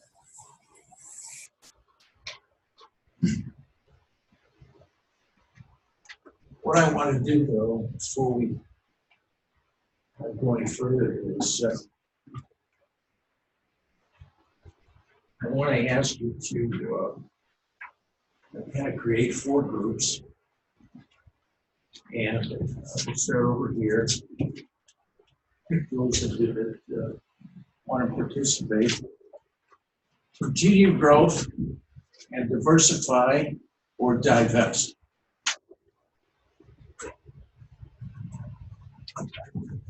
Group 1. Group 2, grocery. What direction should grocery go?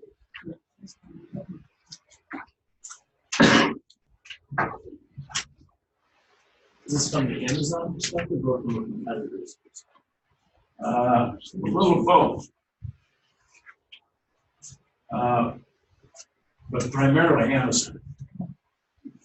Group here, how to deal with new competition. Think about who the competition is. And think about the power that some of that competition has. Like in Google, for example. And this is changing our money. And lastly, over here, what should Amazon do with hardware and software?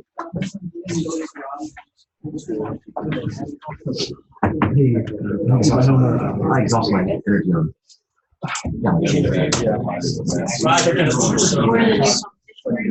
Yeah, how about it be delivered to you? Right. Go to gas office. Or example, I'm even drugs. Right. Don't get wrong. But you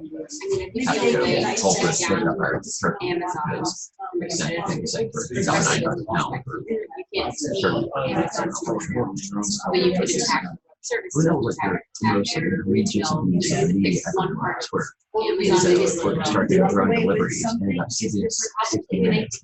Seems like so. It's actually Before Black Friday, Christmas, there's a huge market for it. Oh, good, let's watch it. We got Amazon for half an hour on opposed to drug delivery, which they don't do. But everyone's like, I'll still on Amazon. There's actually some mismanagement. There's really no love stories in there that Target has more stores within a short position distance. And then Walmart and Amazon play the game of having distribution centers, but that by nature is much so because Target bought them on these ships, they're able to get It looks like Kentucky was like recruiting for basketball. really down to They gave them like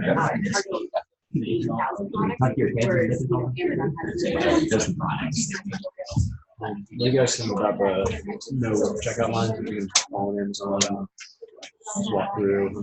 I think we should have expanded more. I go to the grocery store. I can probably get the items in the store.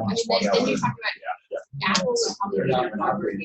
I still think it's still somebody's market to capture the whole. Yeah, and that's the bigger pain point. For me, I would pull home, I would Amazon, I don't even much of one brand to be my smart home of the future. So I still think the game's still up there, but it's gonna be that person. You guys do the pick up at the supermarket? Yeah. No, we do ship and get them. So they create. Never go in there one direction. But I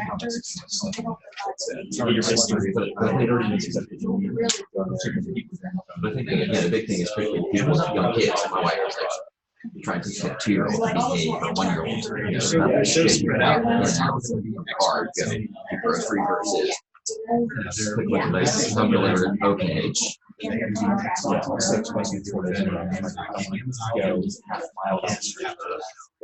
Comparable on really It's terrible. Somebody else full cover lock in. No, I mean, yeah, this is just be whatever you can do to make it as easy as you possibly can to get from what you want. And that's they won on that. They got all the products you wanted. We delivered as easily as possible. The other one basically is aggressive. I mean, like in your fridge. It tells you what's all in your fridge. When it expires, takes inventory, reorders your stuff, and delivers when you get close. It'll just it really will. That's their idea. So that's give you probably not exactly that's a little bit more than what you need. When you're willing to spend on it, just This spreads. I mean, but you got your Alexa listening to you. You're talking about what you want to do this week, and then the next day, hey, we should have so-and-so for dinner. Oh, well, so-and-so doesn't eat steak, but we ordered chicken, and then the next day you get an email that says, I hear you're having a dinner party this weekend. Would you like us to order things for this dinner party? I mean, I mean, the technology's already there. I think there's so much of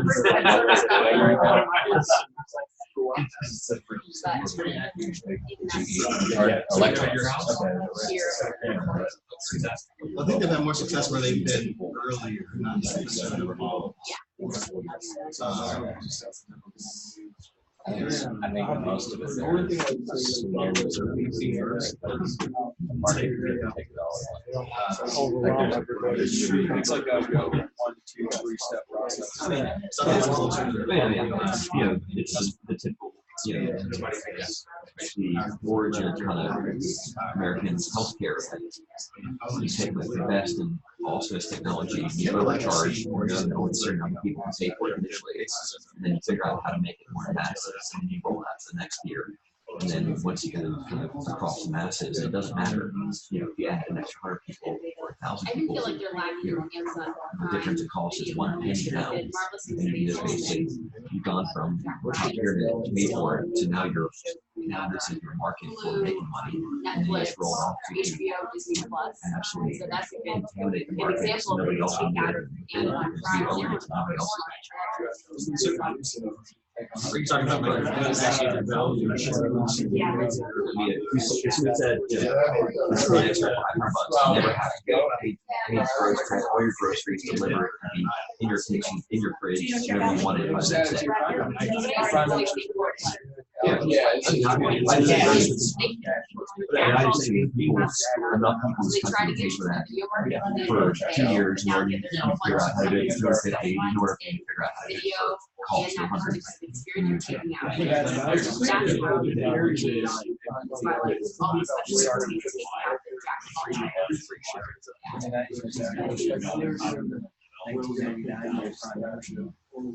So how do they fight against that? So right, that's the how do they deal with that? You won't use it all the time. Some people will have to deal with it. They already.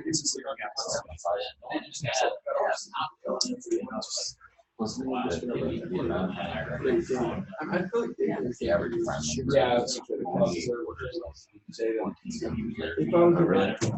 We're running a Christmas advent.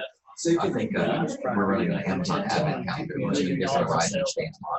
It's more than Google, right? Google is like what other direction can we go in grocery stores? I think it's the only things you could kind of do would be more kind of organic or more kind of absolute farm to table type stuff. Yeah, a lot more seasonal stuff, a lot more farmers market, or the local farmers actually put their stuff. Get rid of those 30, 50s for farmers market. That's what I'm saying.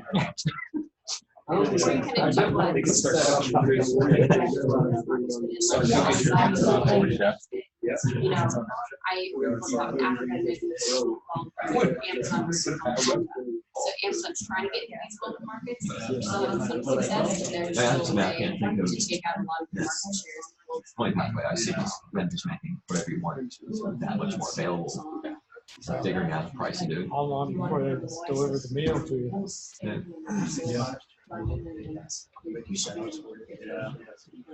Another thing I think is Amazon's gonna run into more trouble with is. I mean, think about it. If you can Postmates Optimus Hall, with drop your phone, fully open, and then Postmates that. You basically have a chef station, a chef station, and then just have that, have that. You have 1,000 chefs on standby, basically, prepping your stuff. You just deliver it to your door for 20 minutes, but it doesn't have to be anything big. You're not $10 for Dolce plus $5 From a consumer, I think twice now about buying. It's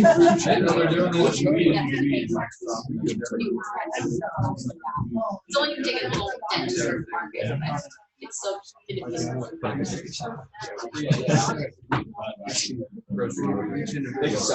So you think they're successful? Well, we're ready to share our thoughts. The whole group.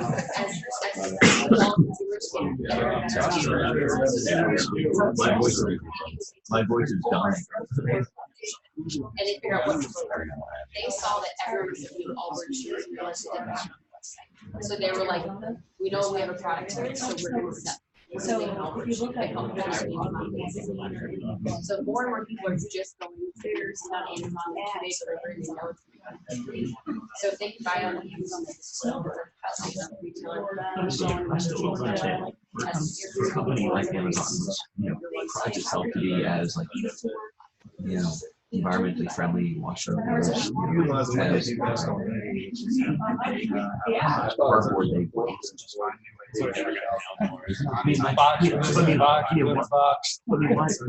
could be like recyclable big box, little box, one that they pack it in a plastic box and drop it off and put it back in the force and then reuse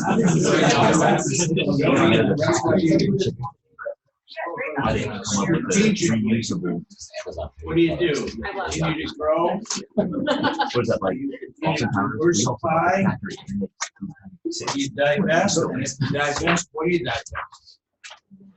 We struggled to even think of the reason why they would divest, but I think you made a good point around what they did.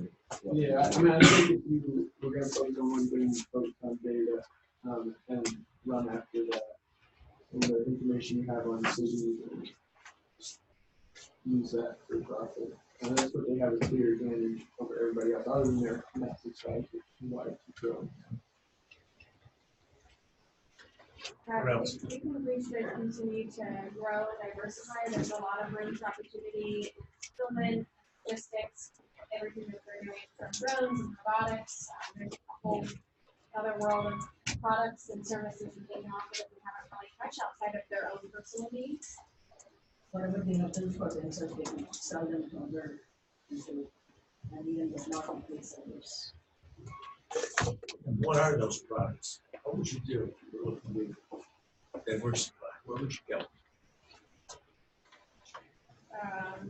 I mean, robotics, I think, are a big area.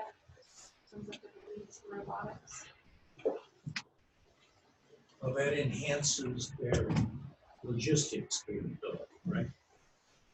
Same idea of selling that to them, what you would perceive competitors and what the Amazon web services were built for themselves and going on.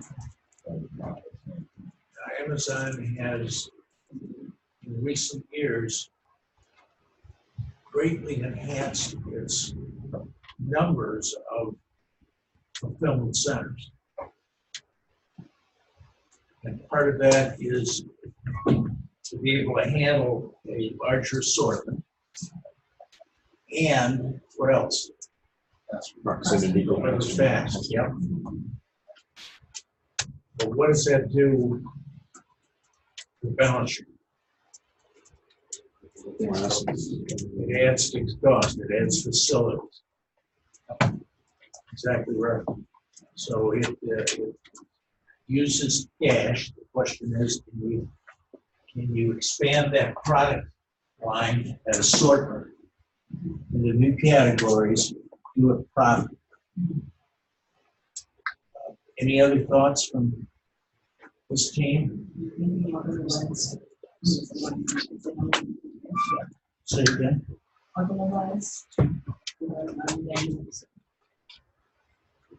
That's a thought. Become permanent. Or buy permanent. Any other thoughts? Okay, grocery. Kind of an interesting category. What does the grocery team want to do?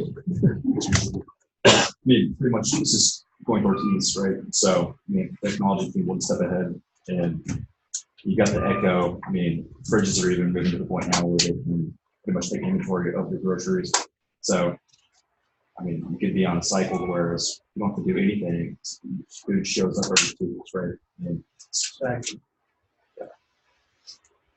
I don't know the direction we'll go. I mean, it's just all about ease. People don't want to go to the grocery store. We already talked about that. I don't even want to drive to the grocery store to pick up my food. So,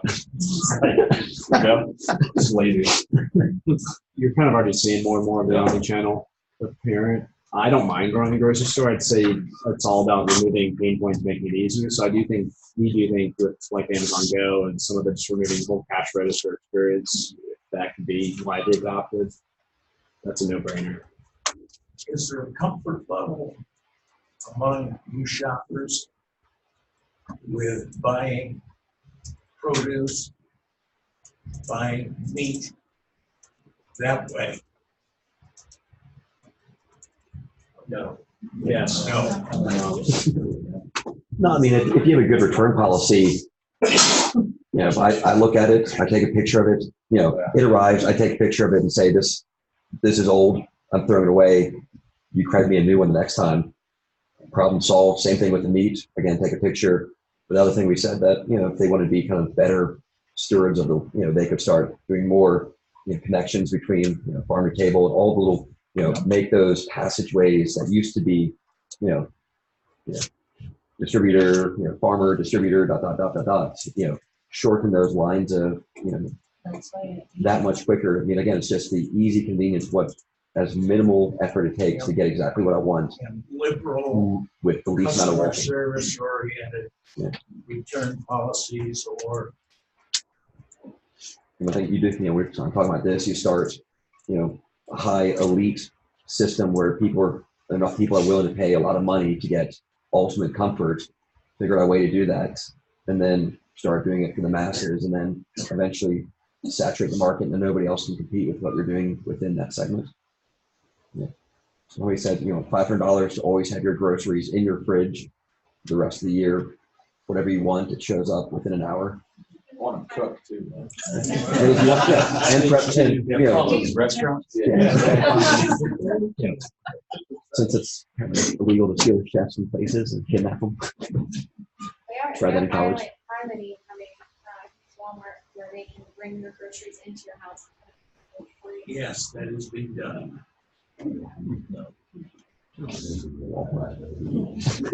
Amazon is also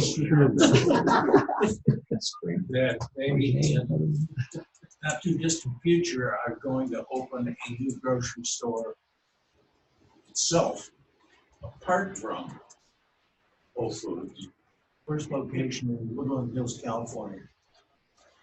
And they anticipate that being a learning experience and ultimately the creation of another grocery chain. Whether that happens or not, talk about it, they do experiment and invest. If it doesn't work, equipment is an example they walk away from. All right, as far as new competition, what do you think? We've got players that have access to customers that generate a lot more profitability and have a lot of cash. So I guess what we he said here, like the only way to really take down Amazon at this point in the game is to kind of play into the fact that Amazon is a jack of all trades, but they master very few things. So we were talking about when it comes to competition, you have to be really aware of the markets you want to kind of double down on. So we were saying like one example is like Amazon Video, their whole streaming services. They compete directly against Netflix, Hulu, HBO, Disney Plus, etc. And they are probably a laggard in that market. But that's an example of a niche within Amazon that's kind of been taken out against competition because other people can specialize more than Amazon has the advantage to. So looking for other ways that, you know, when you look at competition, you have to be able to pick which areas they want to capitalize on. What else? Well, competition is You got players like Alphabet that has 109 billion in cash, made 31 billion last year being 2018, on 137 billion in revenue. Apple, 66 billion in cash, 59 billion in net income on 266 in revenue. And Facebook, with 22 million net on 56 million in revenue, 56 billion in revenue.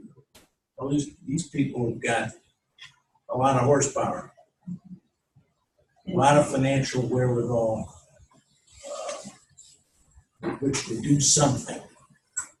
So in India, actually, Amazon has a competitor called Flipkart that's doing much better than Amazon India, and they kind of.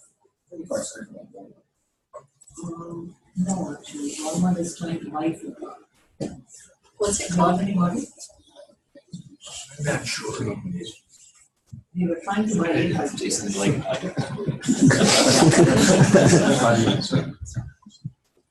Yeah. It's my birthday. Did they buy it already? It's nice to be. Well, they bought investments. Okay. Oh, we invested 16 billion. It's not 100% acquisition. It's not 100% acquisition, so Flipkart and Alibaba in China. That's a billion customer markets. What are your thoughts on Alibaba? Would they be a threat? Outside United States, they are a threat now. I think they're biggest threat. Yeah. I don't think Walmart's a threat at all. Yeah. The question is whether Alibaba would want to tackle other geography. Yep. Their worry should be if they don't make a play for the U.S. market. Yeah. We're going to be hard to beat on the side. The Chinese government's going to, not keep that play there.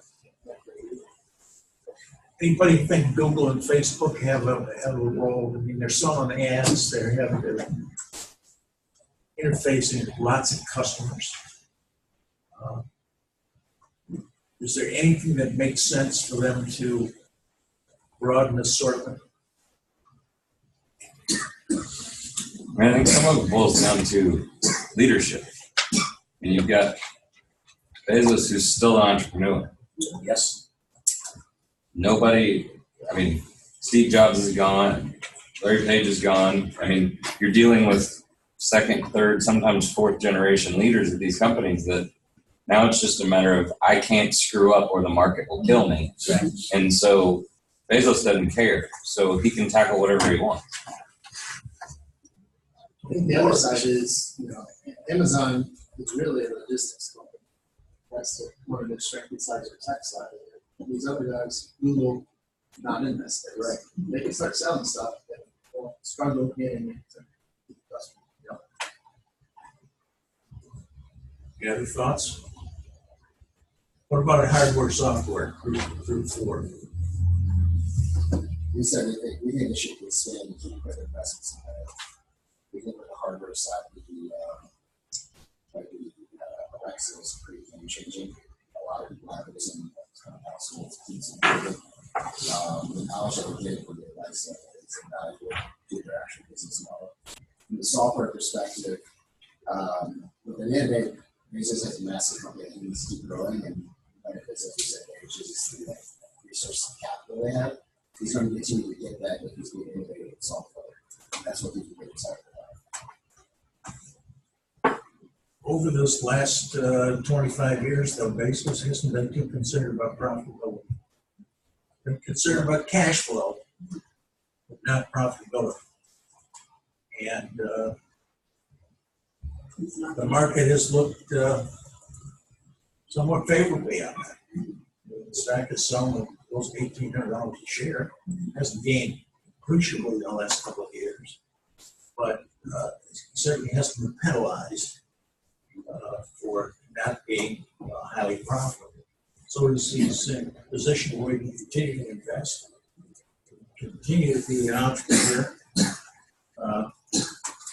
And I think you're right. I think being an entrepreneur is an advantage that a lot of these more traditional companies, whether they're traditional legacy retailers or not, most of them are public companies. Most of them are reporting to shareholders that will penalize them if they don't perform, and that's a negative. I got welcome to take these with you. I think it's an interesting article that just came out on how Amazon does it. It's Chief Executive Magazine. It's a great article. Somebody may have seen it already. But it talks about Amazon's decision and how they do it. And I'm just touch on a couple of points. One, we continue to focus relentlessly on the customer. We continue to make investment decisions in light of long-term market leadership. We continue to measure our programs and the effectiveness of our investments, and will jettison those that don't produce acceptable returns. We make bold rather than timid investment decisions where we see probability to gain market leadership. We're focused to choose between optimizing the appearance of GAAP accounting and versus maximizing the present value of cash flows. We'll take the cash flows. We will share strategic thought processes when we make bold decisions so that we can evaluate whether we're making rational long-term leadership investments. We work hard to spend wisely and maintain our lean culture. We balance our focus on growth and emphasis on long-term profitability and capital management. And we'll continue to focus on hiring and retraining versatile and talented employees. There's another comment here I think is important. It's called the chronology of good decision making. And basically it says, don't make decisions by yourself. Don't wait for all the information. Make the decision at the right time. Don't require approvals that go through multi-layers of bureaucracy. Control for quality. Find the best truth. Imagine the possible change. Combat group thinking. Test by experiment. And lastly, scaling high velocity decision making. Crystallize a consistent approach to the business. Specify a consistent methodology and reinforce it in decision making. And so I think that's certainly evident in what they do. And compare that to some of the traditional players, and you can see what's happening. Amazon's growing 20% a year, while most traditional retailers experience negative comparative store sales or celebrate slightly positive year-over-year increases.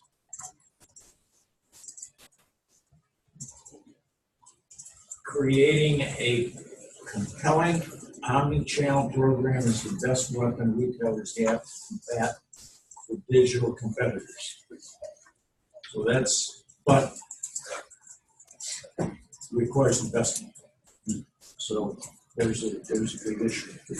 I've also, I was going to show it to you, but there was a time like a friend of ours is a serial entrepreneur and successful one. And I've got about a 10-minute video that if you'd like to see it, I'll send it to you. It's from Sam Zeitz. He was an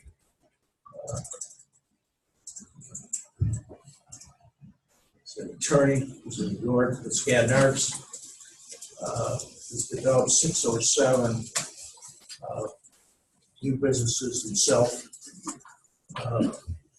And he's got 5 principles that he says he followed will allow entrepreneurs to be successful. And what he was saying was you have to fail 7 or 8 times before you hit on it.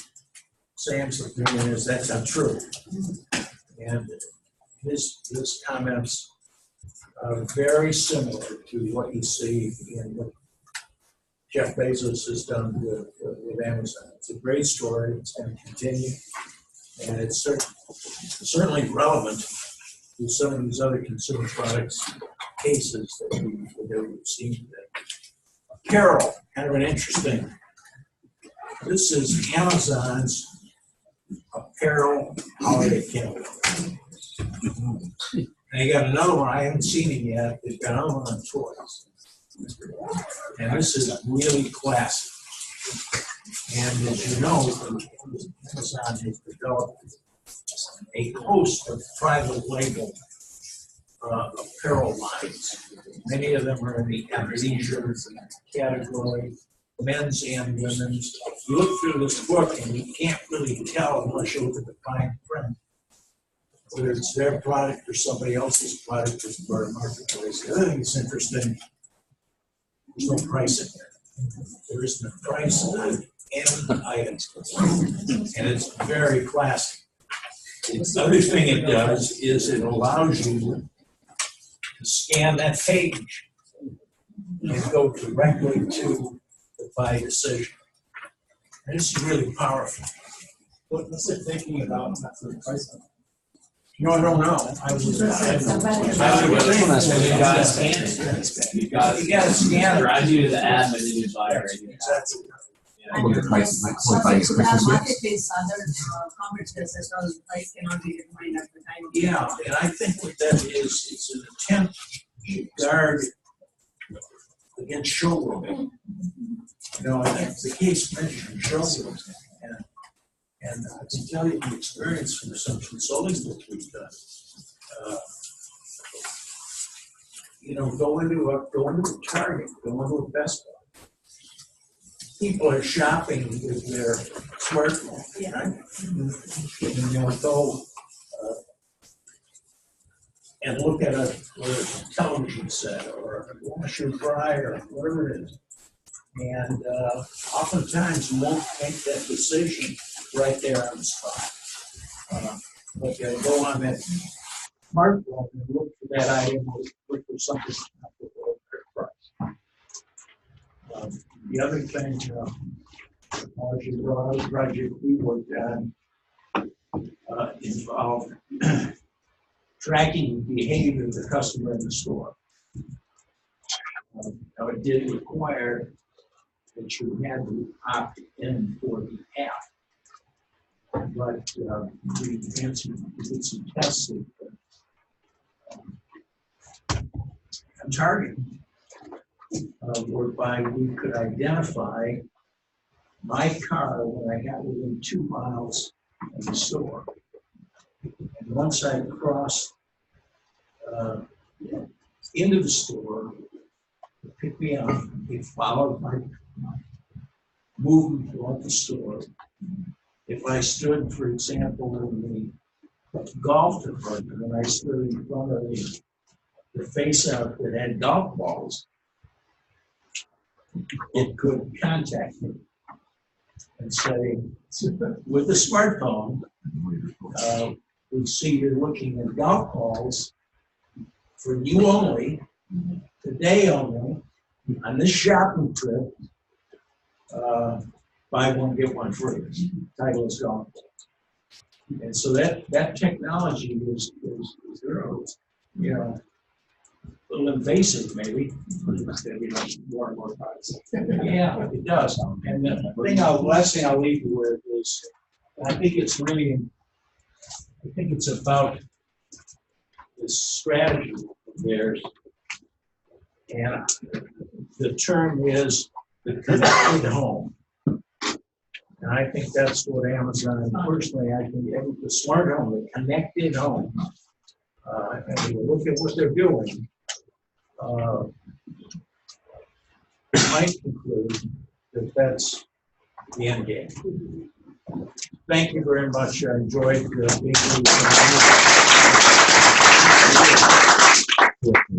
See you next week. Two more great kids. It was good. And, my dad was Alexa, turn on lights, like our TV remote. But I've never had light from you walk over to where you get there, you're like in the dark. We only go there for sunlight. Yeah. So two for $13, you last 1 billion hours. But now it's like 40 days of walking back and like, Alexa, turn on lights and like turn on back and like as you're walking over, you can change all the colors and stuff. It's pretty awesome. When you did this, build this house, and you spent like so much money like automating it with like everything wired and all the stuff. And so nowadays, a year later, you basically buy like on Amazon Alexa and like.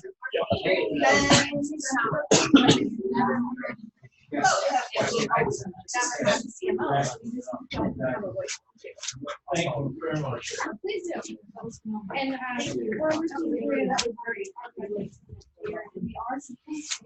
Well, if you're interested, I'll send you that.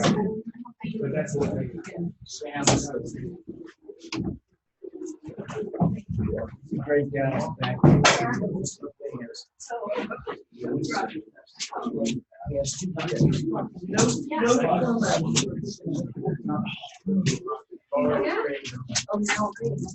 I will.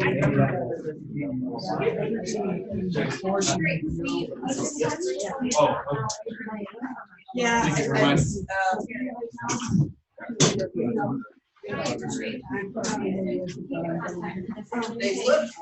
I know,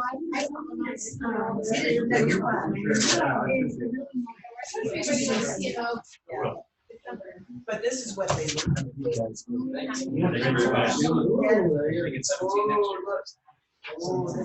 Are you gonna send someone to the entire class? I will. What they would look like next week. Suitable for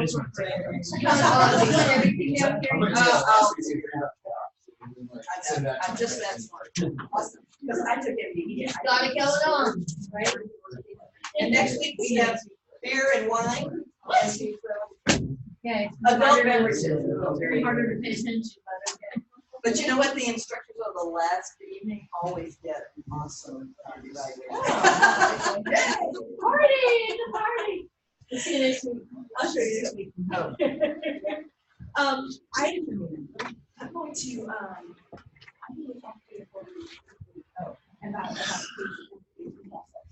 okay, so look at this. Okay, that's soup. But I